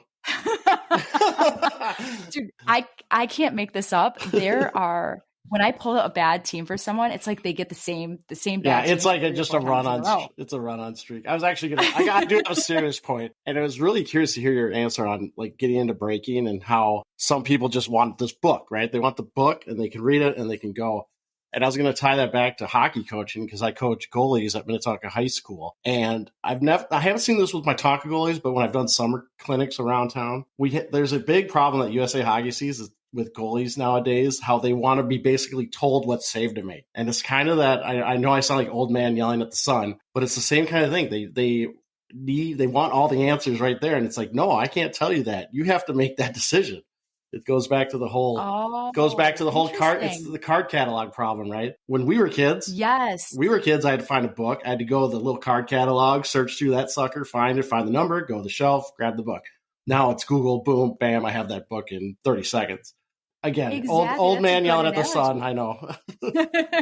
Well, and I think kind of to wrap up this point, and I'll give you a compliment now, and other successful breakers that we're friends with and that we follow, is one of the big common characteristics that I've definitely noticed, I know, Troy, you have too, is you guys work hard. And I know like to your point, Moose, a lot of people think, well, I just make, I'm on the air laughing and joking with people for 3 hours and I make $10,000. Then I go and have a caviar dinner. That's not how life works. And that's definitely not how this works either. And if people do get to that point, what I think most people forget is that there's almost always years prior to that we're grinding and struggling. You said that well. Someone once said when you start your own business, it's the most you'll have sleepless nights. You're tired for years. It's so much work. And I'm like, whatever, you're your own boss. You can do whatever you want. It's true because you put everything you have into something and you won't let it fail. You're 100% right there. I hope to have caviar one night though. Yeah. I was about to ask you, how are these caviar dinners? That sounds great, Josh. Are you having caviar every night? No, Trey, we're in the struggle where we stay editing until we're in the ramen noodle. The ramen noodle every night. College years. Or like pizza crust off, like the kids when they don't eat their crust, I come in after I break and just eat the crust. Yep, scourge it. Okay, let's talk about the hockey hobby a little bit because you're deep in it every day. And so if I had to ask you, here we are, we're recording this on April 17th. How would you describe the health of the hockey hobby right now from your vantage point? The hobby right now, to me, if I had to describe it, it would be very confusing. Very confusing. And so I'll kind of double click into that. I hate that when people say that, but I just did. I think so this goes back to an earlier point that I said. I think there's like this hits era right now, right? People talk about the hobby. Like when people ask me what I do, it takes an hour to explain, but I always go back to like card collecting and baseball because that's what resonates with a lot of the people that ask me, what are you doing? And they're like, oh, you collect cards. I have this, I have this Mickey Mantle they don't say that. I have this Michael Jordan, right, from this year. How much do you think that's worth? They actually understand collecting. And I say something about, is it graded? They're like, what's graded? So there's like these like two spheres of people. There's the hits era now, which I'll talk about. And then there's the original like collectors. When I talk about original collectors, I feel like there's people that love ripping like O-Pee-Chee. Hobby. Let me build my PC. I want flagship. I want to build a team set. I want every insert. It's about long-term value. It's about, I love this player. I love watching him play and I want every card that he has. I think he's got a great personality. And then you have this whole group of people now, sorry, before I go there. And then the original one I talked about are generally, and I don't want to stereotype, but I find that it's generally like older group of people, right? A certain like era. Troy? No, that'd be like me too. No, it's me. It's me. But it's like, imagine, what am I trying to say? What is it called? When you do the circles and there's this like center that overlaps, that diagram, whatever it's called. Venn diagram. Venn diagram. Thank you. A Venn diagram. Thank you. And then I imagine like in the middle is the people that are on the brink. They know how to use technology. They're curious about like, what can I flip and make some money? But hey, I still like this player. I still collect this player. And then you have the people that are like, I just want the hot guys. Just who's hot, who's right now. Can you get it graded? How clean is it? Can I flip it? How much is it worth? Actually, yeah. Does someone want to buy this for me right now? Awesome. I just made $200. Send it to them, not me. When I say the hobby is very like conflicting and confusing, I think there's just a huge opportunity to grow because breaking is, to me, at least what I've been exposed to, is targeting that like hits generation. And a lot of the people that they want for like that care about the hobby and their PC and everything, they don't know how to use whatnot, or they're like, what is this? What's Hit Parade? They don't understand it. So I feel like, and also I'm going in a million directions right now because I'm super passionate about this. I feel like Upper Deck has just completely watered down products. It's not super fun to open flagship like it used to be. It's like retail, we try to get a Young Gun, but there's nothing else in there. Like if you get a top Young Gun, that's awesome. But the inserts all start looking the same, right? Everyone's like, oh, they're yawning. They don't want to see this anymore. There's not enough like numbered cards, not enough hits. So I feel like the value just isn't there like it used to be. And so that's sort of driven this like hits generation, right? It's kind of like dividing the two like hobbyists and then people who just want to invest and flip. I'm going to pause because I'm just rambling, I know. No, I think that's a good response. And so to pick up on your sort of critique on like where flagship has gone, are you then excited about the changes coming next year where it's less packs, less base, but now 3 hits a pack instead of 1? And you have all the new Young Gun parallels, including the 101 and stuff like that? I am. I think it's awesome for breakers. I think it's really good for breakers. I don't know how the people that actually do it for their collecting, like the original collectors, would feel about that.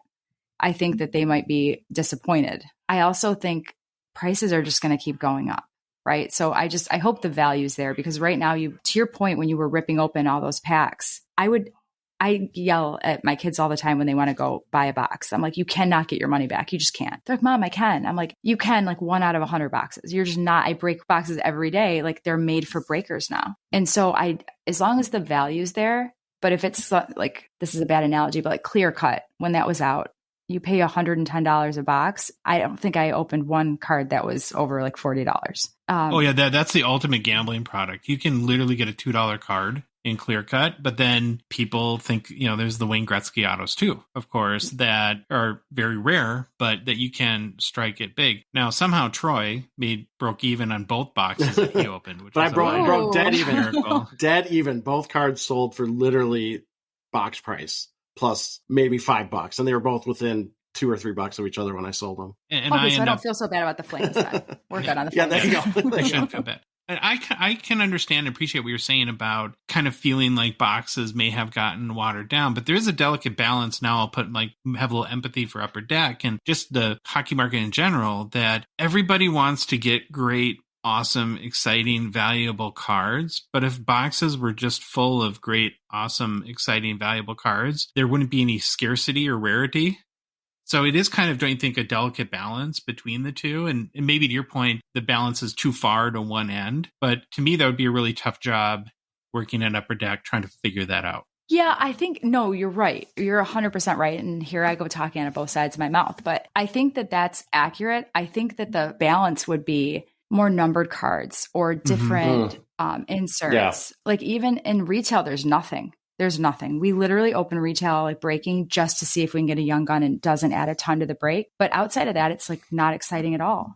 I think that and I was actually talking to my LCS about this, because we were talking about the Bedard stuff, and he made a comment too. He's like, we used to have 2 different types of young guns. We had a retail and a hobby young gun. And now with EPAC, right? EPAC's out there. So it's even watering it down more, because you get young guns in EPAC. Why? So we were just talking, like, would it make sense to have 2 different types of young guns, or a retail exclusive something, right? I just think that there's too many ways to get them, and there's too many like boring inserts along the way.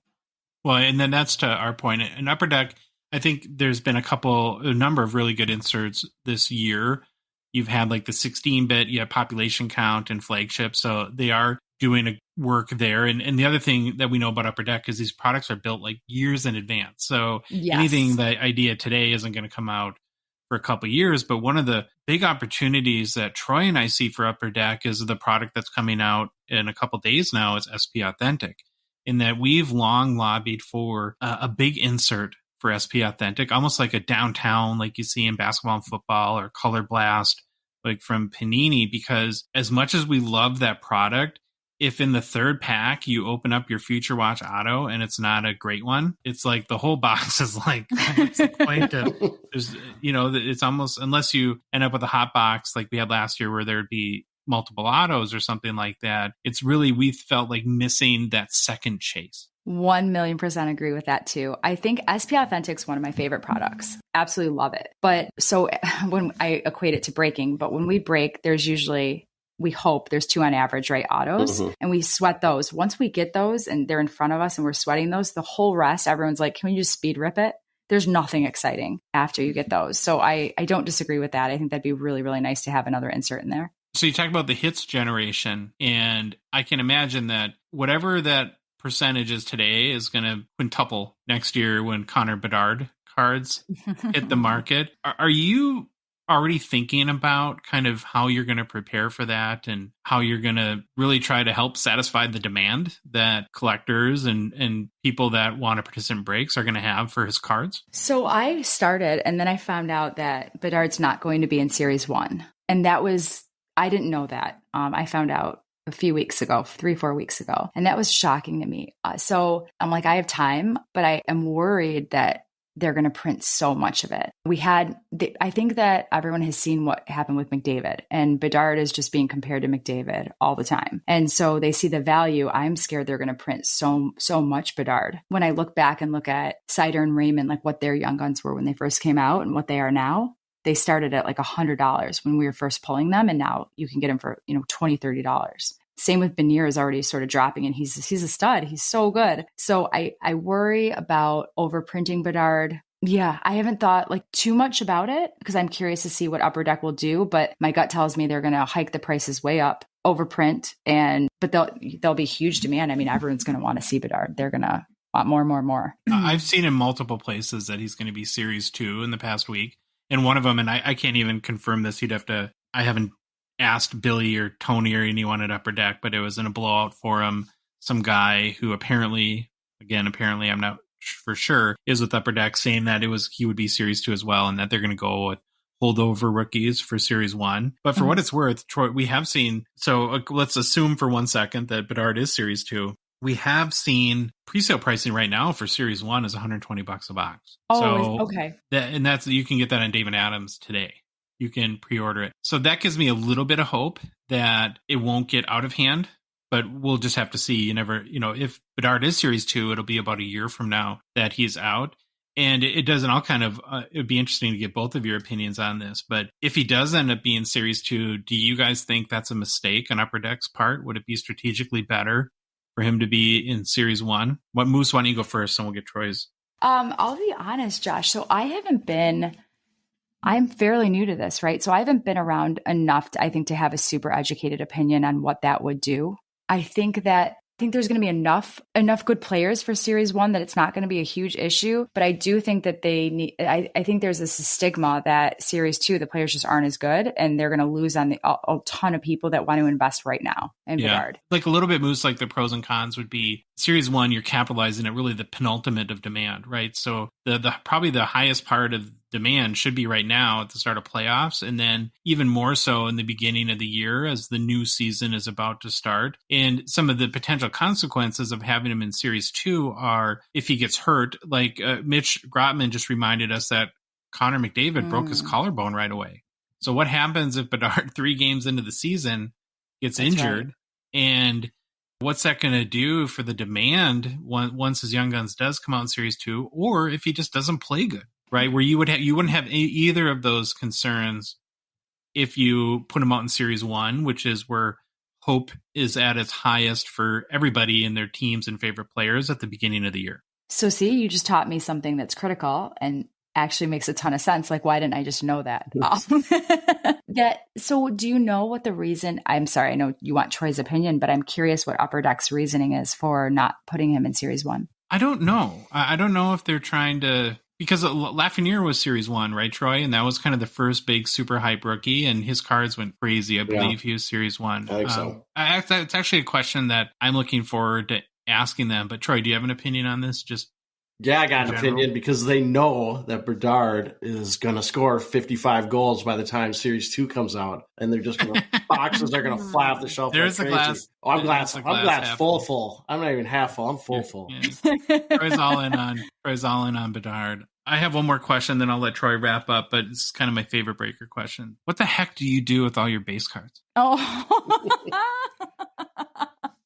Are you like cool hockey mom, or you're just like, hockey cards for you, hockey cards for you? You come in like...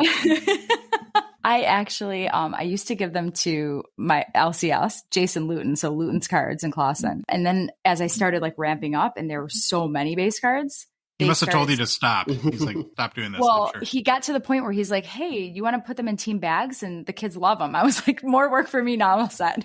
So I'm like, yeah, I'll put the kids to work and I'll have them put them in some team bags for you. That lasted 24 hours. I started piling up all the cards in the basement, and I'm like, I'm going to take these and donate them. I'm going to do something with them. And it started getting out of control. And so 2 things happened. One, somebody told me about a place close to where I live that actually takes cards depending on the year, and they give you money for them. I don't know what they do with them. I have their number, haven't called them yet, but something more miraculous happened. Liam is on a new hockey team, and one of the assistant coaches, him and his kids build base sets, and they love base cards. I just delivered more to him yesterday. I dropped them all off to him. He loves them. And so I give them to him and his kids. Like, they have a vending machine actually at the rink, and they make packs for the kids. Yeah, nice. It's really cool. So all about the kids, but I do keep some here because every now and again I get people who come in the chat and they're like, hey, could you put any Stars cards aside for me? And nice. I'll throw them in. Any final questions for Moose, Troy? No, I love the idea of giving all the base cards to kid. And I like Josh. I got to believe you have a ton of them. I said this year I'm doing the old Halloween thing where I'm going to start packaging up my base cards, making them for Halloween. You can have one, you can have a bunch of candy and then grab some cards too, because I need to get rid of these. It is such a good idea. I love that. And then there's people I've heard, now this might not work in Michigan, Minnesota, these winter things, but like little libraries, people are starting like little card libraries or sport card libraries, and they'll put team bags full of base cards in these like little library stands that are in front of houses or neighborhoods, which I thought was very cool too. I love that because I think we need to like get kids involved in the hobby and continue it for it to grow, keep exposing them to it. I think that's a great idea. Yeah, and you'd have to just put base cards because I'm sure some person would try to run through and steal all the cards. Okay, I lied. I do have one more question. Are you going to the Toronto Expo this week? I am not, and I'm devastated. I planned on it. It would have been my first card show ever, Josh, like first time attending a card show. And Liam has a hockey game. And it's on Ontario. It's 4.5 hours away on Saturday morning. So I can't do it, but I am going to the National, and that's going to be my first card show. Wait, time out. Where's this hockey game at? Ontario? Yes. You don't have to tell. I was like, is it near Toronto? Is it Mississauga? No, it's 4.5. No, it's 4.5 hours away is what they told me. What they called. Yeah. Well, you need to plan to go in the fall. Your mind will be, and I think it will be a good juxtaposition for you to see the National and then go to the Toronto Sport Card Expo, because from a hockey point of view, it's not even close. And I say that kind of like an idiot because we haven't been to the National, but we're planning on going there this summer too. So maybe we'll have to run into each other there. We have to. That'd be incredible. And I was talking to the guys at Hit Parade, actually, because they have booths at both. And they said, I think what you're about to say, they said, if you go to the Toronto Expo, you'll see 99% of the tables are hockey. Yep. And if you go anywhere in the States, it's more like 5% of them. Pretty much. Well, thank you so much. You've been very generous with your time. Troy and I are fans, and we really respect how quickly you've grown your business. We think it's very cool to have, I think the more female personalities and influencers and business women that we have in the hobby, the better. And so we really respect everything you've done, and we're happy to have the opportunity to chat with you a little bit today. This has been all my pleasure. I cannot thank you enough for having me on the show. And I think one of my takeaways is I'm going to reach out to a few others in the hobby, females. And if anyone's listening to this, I would love, they want to reach out to me. Yeah. MoneyMoose_Detroit. Look at me plugging my own Instagram account. We are very bad at forgetting to plug people until like the very end. And we're like, oh my God, we these people give us all their time and we forget all the time. We eventually get to it, but yes, plug away. I wasn't going to plug it. Oh, no, plug away. Do your Whatnot channel, do your Instagram, whatever else you want to plug. Oh, yeah, my gosh, please plug. We're beyond dumb, but just, yeah, I'm not. You guys are not dumb. Oh my gosh, you're wonderful. No, I appreciate everything. So if you are on Whatnot, MoneyMoose is my username, all one word, MoneyMoose. And then on Instagram, you can follow me, MoneyMoose_Detroit. I post a ton of all my hits from like the shows, and then any upcoming events I try to put on there as well. And then I imagine this is a big week with SP Authentic. So do you want to talk about maybe this goes on Thursday, so some of the shows that you'll have over the weekend? Yeah, absolutely. Thanks for asking. Wednesday is the release of SP Authentic 2122. Usually release day, I'm on for several hours doing lots of breaks. So we'll do pick your team breaks, which you'll see as PYT. Give everyone a chance at getting the team that they want. But we'll also do a lot of like random teams mixers where we randomize teams, kind of an easier way, less expensive for folks to get into the break. And then I think into the weekend, usually like the rage for like a new product continues on for at least a couple of weeks. I have tons of cases of SPA, and I'll be mixing in other products with it as well all weekend, usually live at 6 p.m. Eastern time on Whatnot. And if you follow my Instagram, shoot me a DM. I'm happy to answer any questions about the breaks, about how to get into breaks, how much it is per spot, all of those fun questions. Lots of new product. We have Hit Parade coming. I have my own custom line coming. It's a custom sketch edition in time for the playoffs. Yeah, they're all one of one sketches, and there'll be chasers with autos on them as well. Well, that's exciting. That's cool. Very, very cool. And I assume too that if somebody's listening and maybe hasn't been in a break before and they download Whatnot and they find your room at MoneyMoose, that they can just go in and maybe introduce themselves to you during a stream and ask any questions that they have there. And whether it's yourself or the room would probably help them out and figure out how to love participate. That. Yes, the community's awesome. There's new people every day, and we were all new at one point. So yes, absolutely. Awesome. Well, thanks again, Moose, and we'll look forward to talking to you soon. Thank you, Josh. Thank you, Troy. I appreciate it. Thank you. We're back. It was great to talk to MoneyMoose. I think she did a great job. And I just hope that maybe that her story will reach some people and maybe encourage other women to participate in the hobby so that our demographics are not 95 to 5. That's kind of sad for us. But I'm sure it's really reflective of kind of, maybe it's not that bad, but the hobby overall. It just does, you don't come across a lot of women in sport card collecting. Yeah, that's one thing we're talking about. I hope this interview can kind of drive conversation between other women that maybe have always thought about getting into the hobby and just didn't know if they could or how to do it.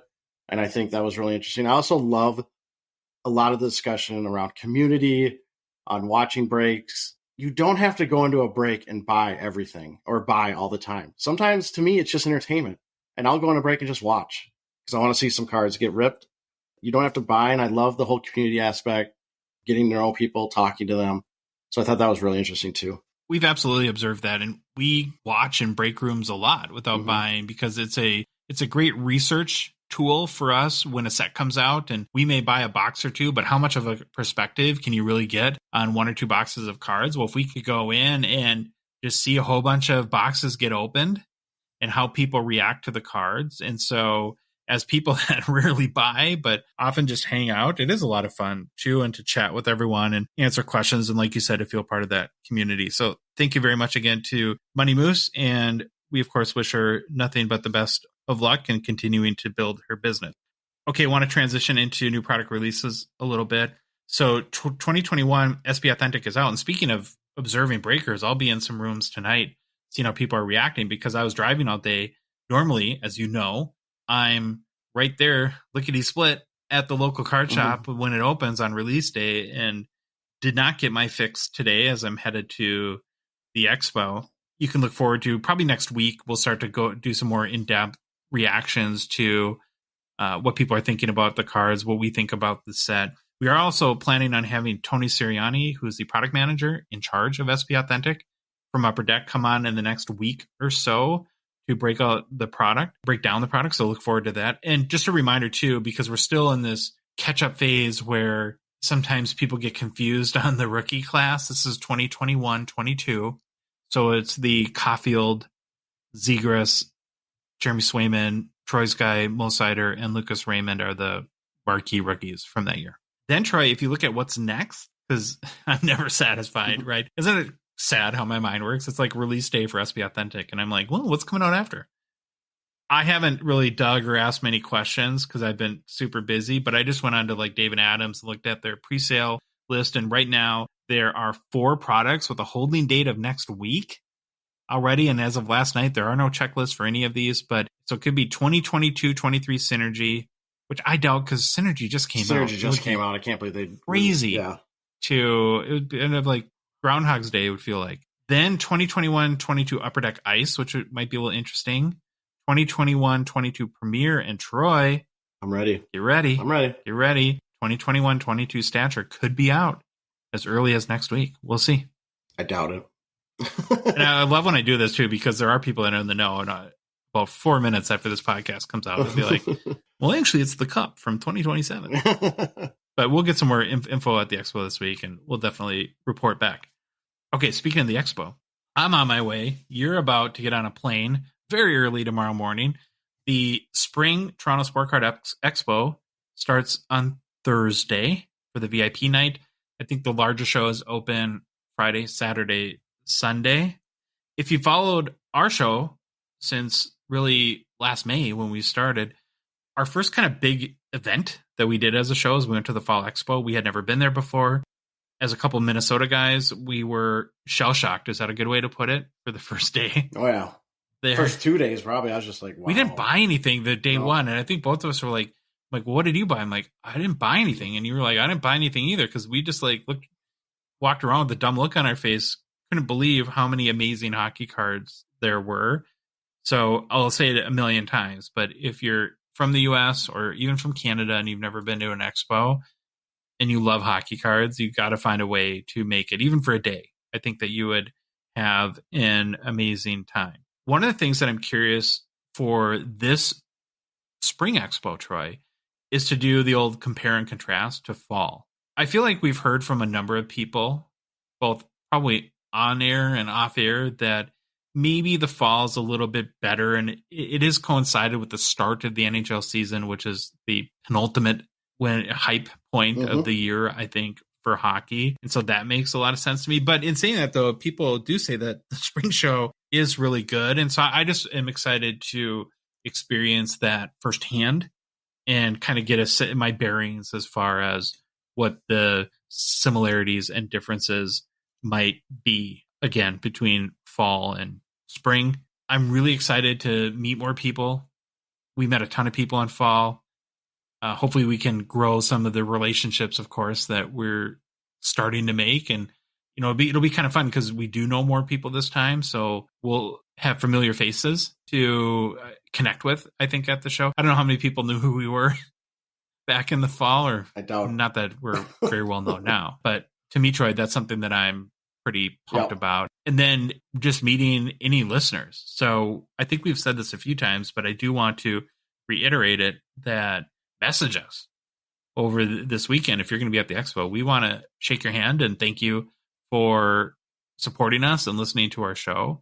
And so easiest is probably on social media, and then we'll try to find a time to the best of our ability to kind of find a place to meet up. And we definitely want to meet you all. I'm here with my son, so that's kind of cool. We made it. That's why we're driving, kind of a father-son road trip. We had a good day in the car today. He's never, we go to our little local card shows in Minnesota, and he's never seen anything like this. So I can't wait to see his reaction. And it is kind of coincidental too, Troy, where the first real big Minnesota card show, it's the first year they ever do. I think it's called the Minnesota Card Show, right? They're doing it this weekend at the convention center in Minneapolis. It was just the timing. I'm like, well, of course, but I could promise you there's going to be more hockey cards, cooler podcast listeners are going to be at the Toronto Expo. Wow, you're throwing shade at our Minnesota listeners, huh? No, they're coming to Toronto too. Okay. If you're a hockey card diehard and you want to look at the best hockey cards, you're coming to Toronto. I have two primary hockey card goals, and I'm going to turn over to you to get your thoughts on the expo. We've learned so much about vintage cards in the past 6 months. That's what I'm really excited about, because I'm going to be able to recognize and understand what more of these cards are. And so there's probably a couple vintage cards that I'm looking forward to picking up. And then we're kind of degenerate wax rippers, and we're counting on conversion rates, making it real saucy for us to get a bunch of boxes here. And you've already said you're going to take advantage of loading up my car for the drive. I do. I want to buy wax. I got my Monopoly money. I picked it up at the bank today. So I got my Monopoly Canadian money. I'm very excited. My goals for the expo are to meet listeners, obviously. That's like number one. I just want to meet, say hi, say thank you. I am still on the hunt for that card I brought up of my buddy's dad. I should look it up again. It's, I think, a 1971 Swedish series something. James Branch is the name. It's the only hockey card he's ever had. So I'm going to be hunting to see if... Make a sign and carry it around the expo. Yeah, I should. See if by a miracle, if that card is there, if anyone has it. Obviously, I'm going to be looking for vintage cards. I've talked about them enough. Parkhurst, the C11s, or the C55s. I don't even know which player I would get, or if I'd even afford the good ones, but I just want to look at them, maybe buy some. I want to still look at the top NHL player list we're doing. I still want to start building that out. So I'm going to look and see if I can find it there. I got a printed off list. I'll be one of those old guys with my list looking and be like, there's one. If I buy it, put a check mark by it.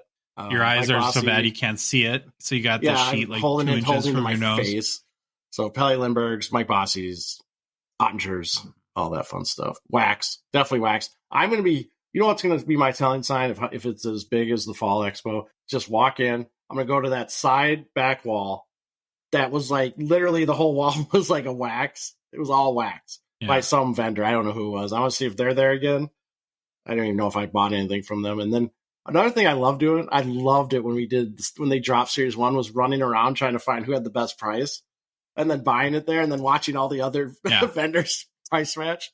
I am curious to see that. Because I know you so well, what's the over-under that you buy more non-hockey cards than you buy hockey cards after going to Canada to go to the hockey, basically the greatest hockey card show there is? Yeah, I don't know.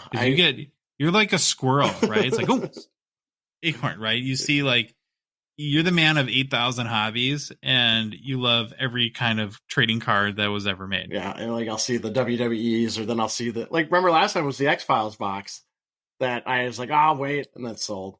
But then when I did get home, I looked up the price and it was way overpriced at the expo. But yeah, I like all types of cards. I'll buy some stuff. No, I know. I'm fully expecting you to come up to me and be like, do you remember Thundercats? Remember when we watched that cartoon? And look here's like a hobby box from 1987. That'd be sweet. I bought 14 of them. Yeah, I'll be looking for WandaVision. Okay, we got to get into Listener Mailbag. It is Thursday. So like every Thursday, we end the show with Listener Mailbag. Much thanks and appreciation to everybody that sent in questions. First one from Instagram, Maniac Hockey Cards. What's a card that you regret selling? Mine is I had a Derek Bugard Future Watch Auto, and I sold it a number of years ago before I really understood what a Future Watch Auto is. And from a Wild fan's perspective, he is one of the most legendary players on the team. Most people know his story. Enforcer, had a opioid addiction, I believe, and died way too young, but just a really, really nice guy. And I wish I didn't sell that card, and I'll probably buy it back, maybe even this weekend. All right, Trey. I regret nothing. No, I'm just kidding. I don't have, but to be honest, I don't want to come off like I'm a pompous jerk or anything, but I actually don't have any big hockey card selling regrets, as I'm much more of a collector. And the cards I do sell, I just have no interest in. I don't even care with the players. If I don't like the card or the player, I'm just out, and I don't know if my mind will ever change. So I don't really have any regrets. I do have regrets of not flipping or grading and flipping some of the young guns I have when they were at peak pricing, and taking our show's own advice with some of that stuff. But again, I'm not a big grader, but I probably could have made some good money on some of the cards I do have. As a kid, my biggest regret is being dumb and trading away 2 of my Mario Lemieux Topps rookie cards. I can't remember what I got for one of them. The other one, I know I traded for a Ron Hextall card. And whoever that kid is probably laughing his way to the bank right now. I'm sure. Can I make another Troy observation that I find really interesting about you? None of this is bad. I just find it interesting, and I like to observe. So you have like very specific PC guys. You have Pekka Rinne, you have Mike Bossy. I didn't even bring up Pekka for who I'm looking for at the expo. Add that to the list. Boy, that's fair. Ellie Lindbergh. You love Clerks cards. Yep. The other thing that you love to do is you love, even almost more so than PCing, is you love to open boxes. You buy tons of wax, like way more than I do. But here's like where my observation is. You sell everything you open. It's like you don't ever want to keep any of it. Sell to buy my personal stuff. Yeah. It's like you love to rip, but then it's like, I'm just selling. Well, since you never make any money on boxes, I figure I'll try to get back as much as I can and then use it to buy more boxes. Oh, wait, hold on. That's like the gambler's fallacy, right? Like I probably hit a big card once and never again. Okay, let's move on to our next question. Okay, Instagram, Judgy99. You may have been asked this before, but what's your biggest hobby regret? So, we just answered what was a card we regret selling. Now we're opening it up to a little bit bigger picture, right? Biggest hobby regret, or is there a card you regret selling, or a Grail card that you just missed out on that you wish you would have bought? So Troy, you want to go first? Yeah, he doesn't specifically say about buying a card, but buying a Kirill Kaprizov PSA 10 for around $700 is a big hobby regret. I can't mention this before, not taking our own show advice sometimes. And then one card I did miss out on that I really regret, I really kicked myself about it, was I missed out on a Pekka Rinne 101 because I basically tried to be too cheap. And it was actually a listener of us and a follower on our Instagram account reached out to me and said, hey, there's a Facebook group I'm in. They're having a Facebook auction for a Pekka Rinne 101. Do you want me to bid for you? I was like, yes. And he did all the stuff. I told him my top price. He said it got there. Should I go up higher? I went up a little higher. And then I was like, I was in first place until the very end. And I was like, I got a good I got a pretty good shot at getting it. And of course, I was too cheap and missed out by like $5, $5 or $10. So I felt bad. Yeah, those hurt. I think it was maybe even like 8 months ago. It was very early on in our show, and I was doing a lot of research and really trying to catch up from my understanding of the card market. And I spent a whole day looking at OPC Platinum and Seismic Golds, and they weren't like dirt cheap, but they were a lot cheaper back then than they are right now. And I had this thought, it's like, man, I wonder if I should take like $1,000 and just buy a bunch of these. But I didn't trust my knowledge at the time. I thought, I've only been looking in this for a couple months. There's something I'm probably missing here. And so if I could go back in time, I might make it. But honestly, though, I actually think I made the right choice because I just wasn't comfortable in what I knew to go ahead and make that decision, even though it would have been the right decision, but it might have been a little bit of luck involved there. Okay, next question. Instagram, Hockey Card Heroes. How much of an impact do you both think the 2021-22 rookie class is having on products from that year thus far? So flagship boxes from that class, for example, Series 1 in particular, are way down. Allure hasn't seemed to catch on with people, and SBA being released on today. Do you have any thoughts as to what collectors can expect? We've talked about this. It is a great question, Hockey Card Heroes. I think that it's been pretty mediocre results from I don't want to say the class is mediocre, because I do think there are guys like Caulfield and Zegras and Swayman in particular that all still have, I think, legitimate opportunities to be stars in this league, but everyone's got a little bit of their issue. It's Caulfield got hurt, missed almost the second half. It seems like the last 2 months of the season, at least. Swayman has played really good this year, but is behind Allmark, who's having one of the best goalie seasons ever. So he's not getting as much playing time as you would want to. And he's a goalie too, I suppose. That factors in there too. And then Zegras, I don't know what the issue is with Zegras. I think he was a little bit better than last year. His team is horrible. Maybe that's the biggest issue that he's had to deal with. And then you have like Sider and Raymond, who had so much hype this past summer and just didn't didn't produce as many points this year. And so I absolutely think that it's a performance driven hobby. The only time it's not is right when the rookie cards come out. Then it's hype, but it quickly within a few months transitions into what are their point totals essentially.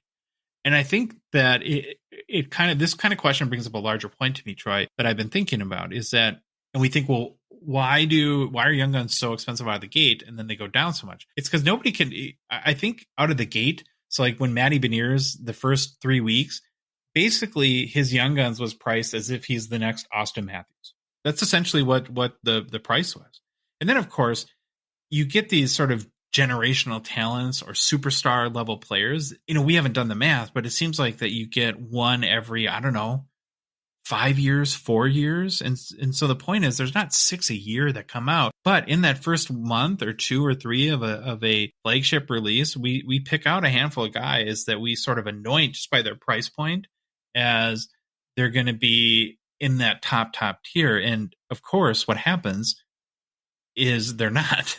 Not everyone can be Austin Matthews. Not everyone can be Connor McDavid or Sidney Crosby or Ovechkin. I mean, these are, again, generational type talents that their prices go down. And so what we're seeing with Caulfield and Swayman and Zegras and Sider and Luca or Lucas Raymond is that maybe they're not the next Austin Matthews, I guess, or, would apply to Matt Boldy and Matty Beniers too. And do you have any thoughts on this, Troy? I would be happy if I really liked one of those guys, though, because I could get their cards cheap. I would be buying. I'd be buying away. Yeah, cheap enough. That's a good point. Not cheap, but cheap enough. Okay, next question. Instagram, Hockey Cards Up. What are your favorite modern inserts? Go ahead, Troy. So I tried to focus. When he said modern inserts, I kept it really modern, like recent releases. Ultra modern. Yeah, so I did Jambalaya, 16-bit, population count, OPC Platinum previews. This one wouldn't surprise you, Josh. I think Fanimations are growing on me. I think they're growing on me. Can't get there, but I'm happy for you, but I can't get there. I started to look at them a lot more, and I think they're growing on me. Lunchbox Legends, UD Canvas, Pitter Patters, and Sign of the Times Black. Now, there's probably other ones I like. I just couldn't remember them all, and I went out to TCDB and started looking through, and then I was like, this might take me 3 hours if I want to do this. So maybe this is something for the website where we put an article on our favorite inserts and write it up. I'm very similar to you. I like Jambalaya, 16-bit, platinum portraits, population count. So we're in agreement there.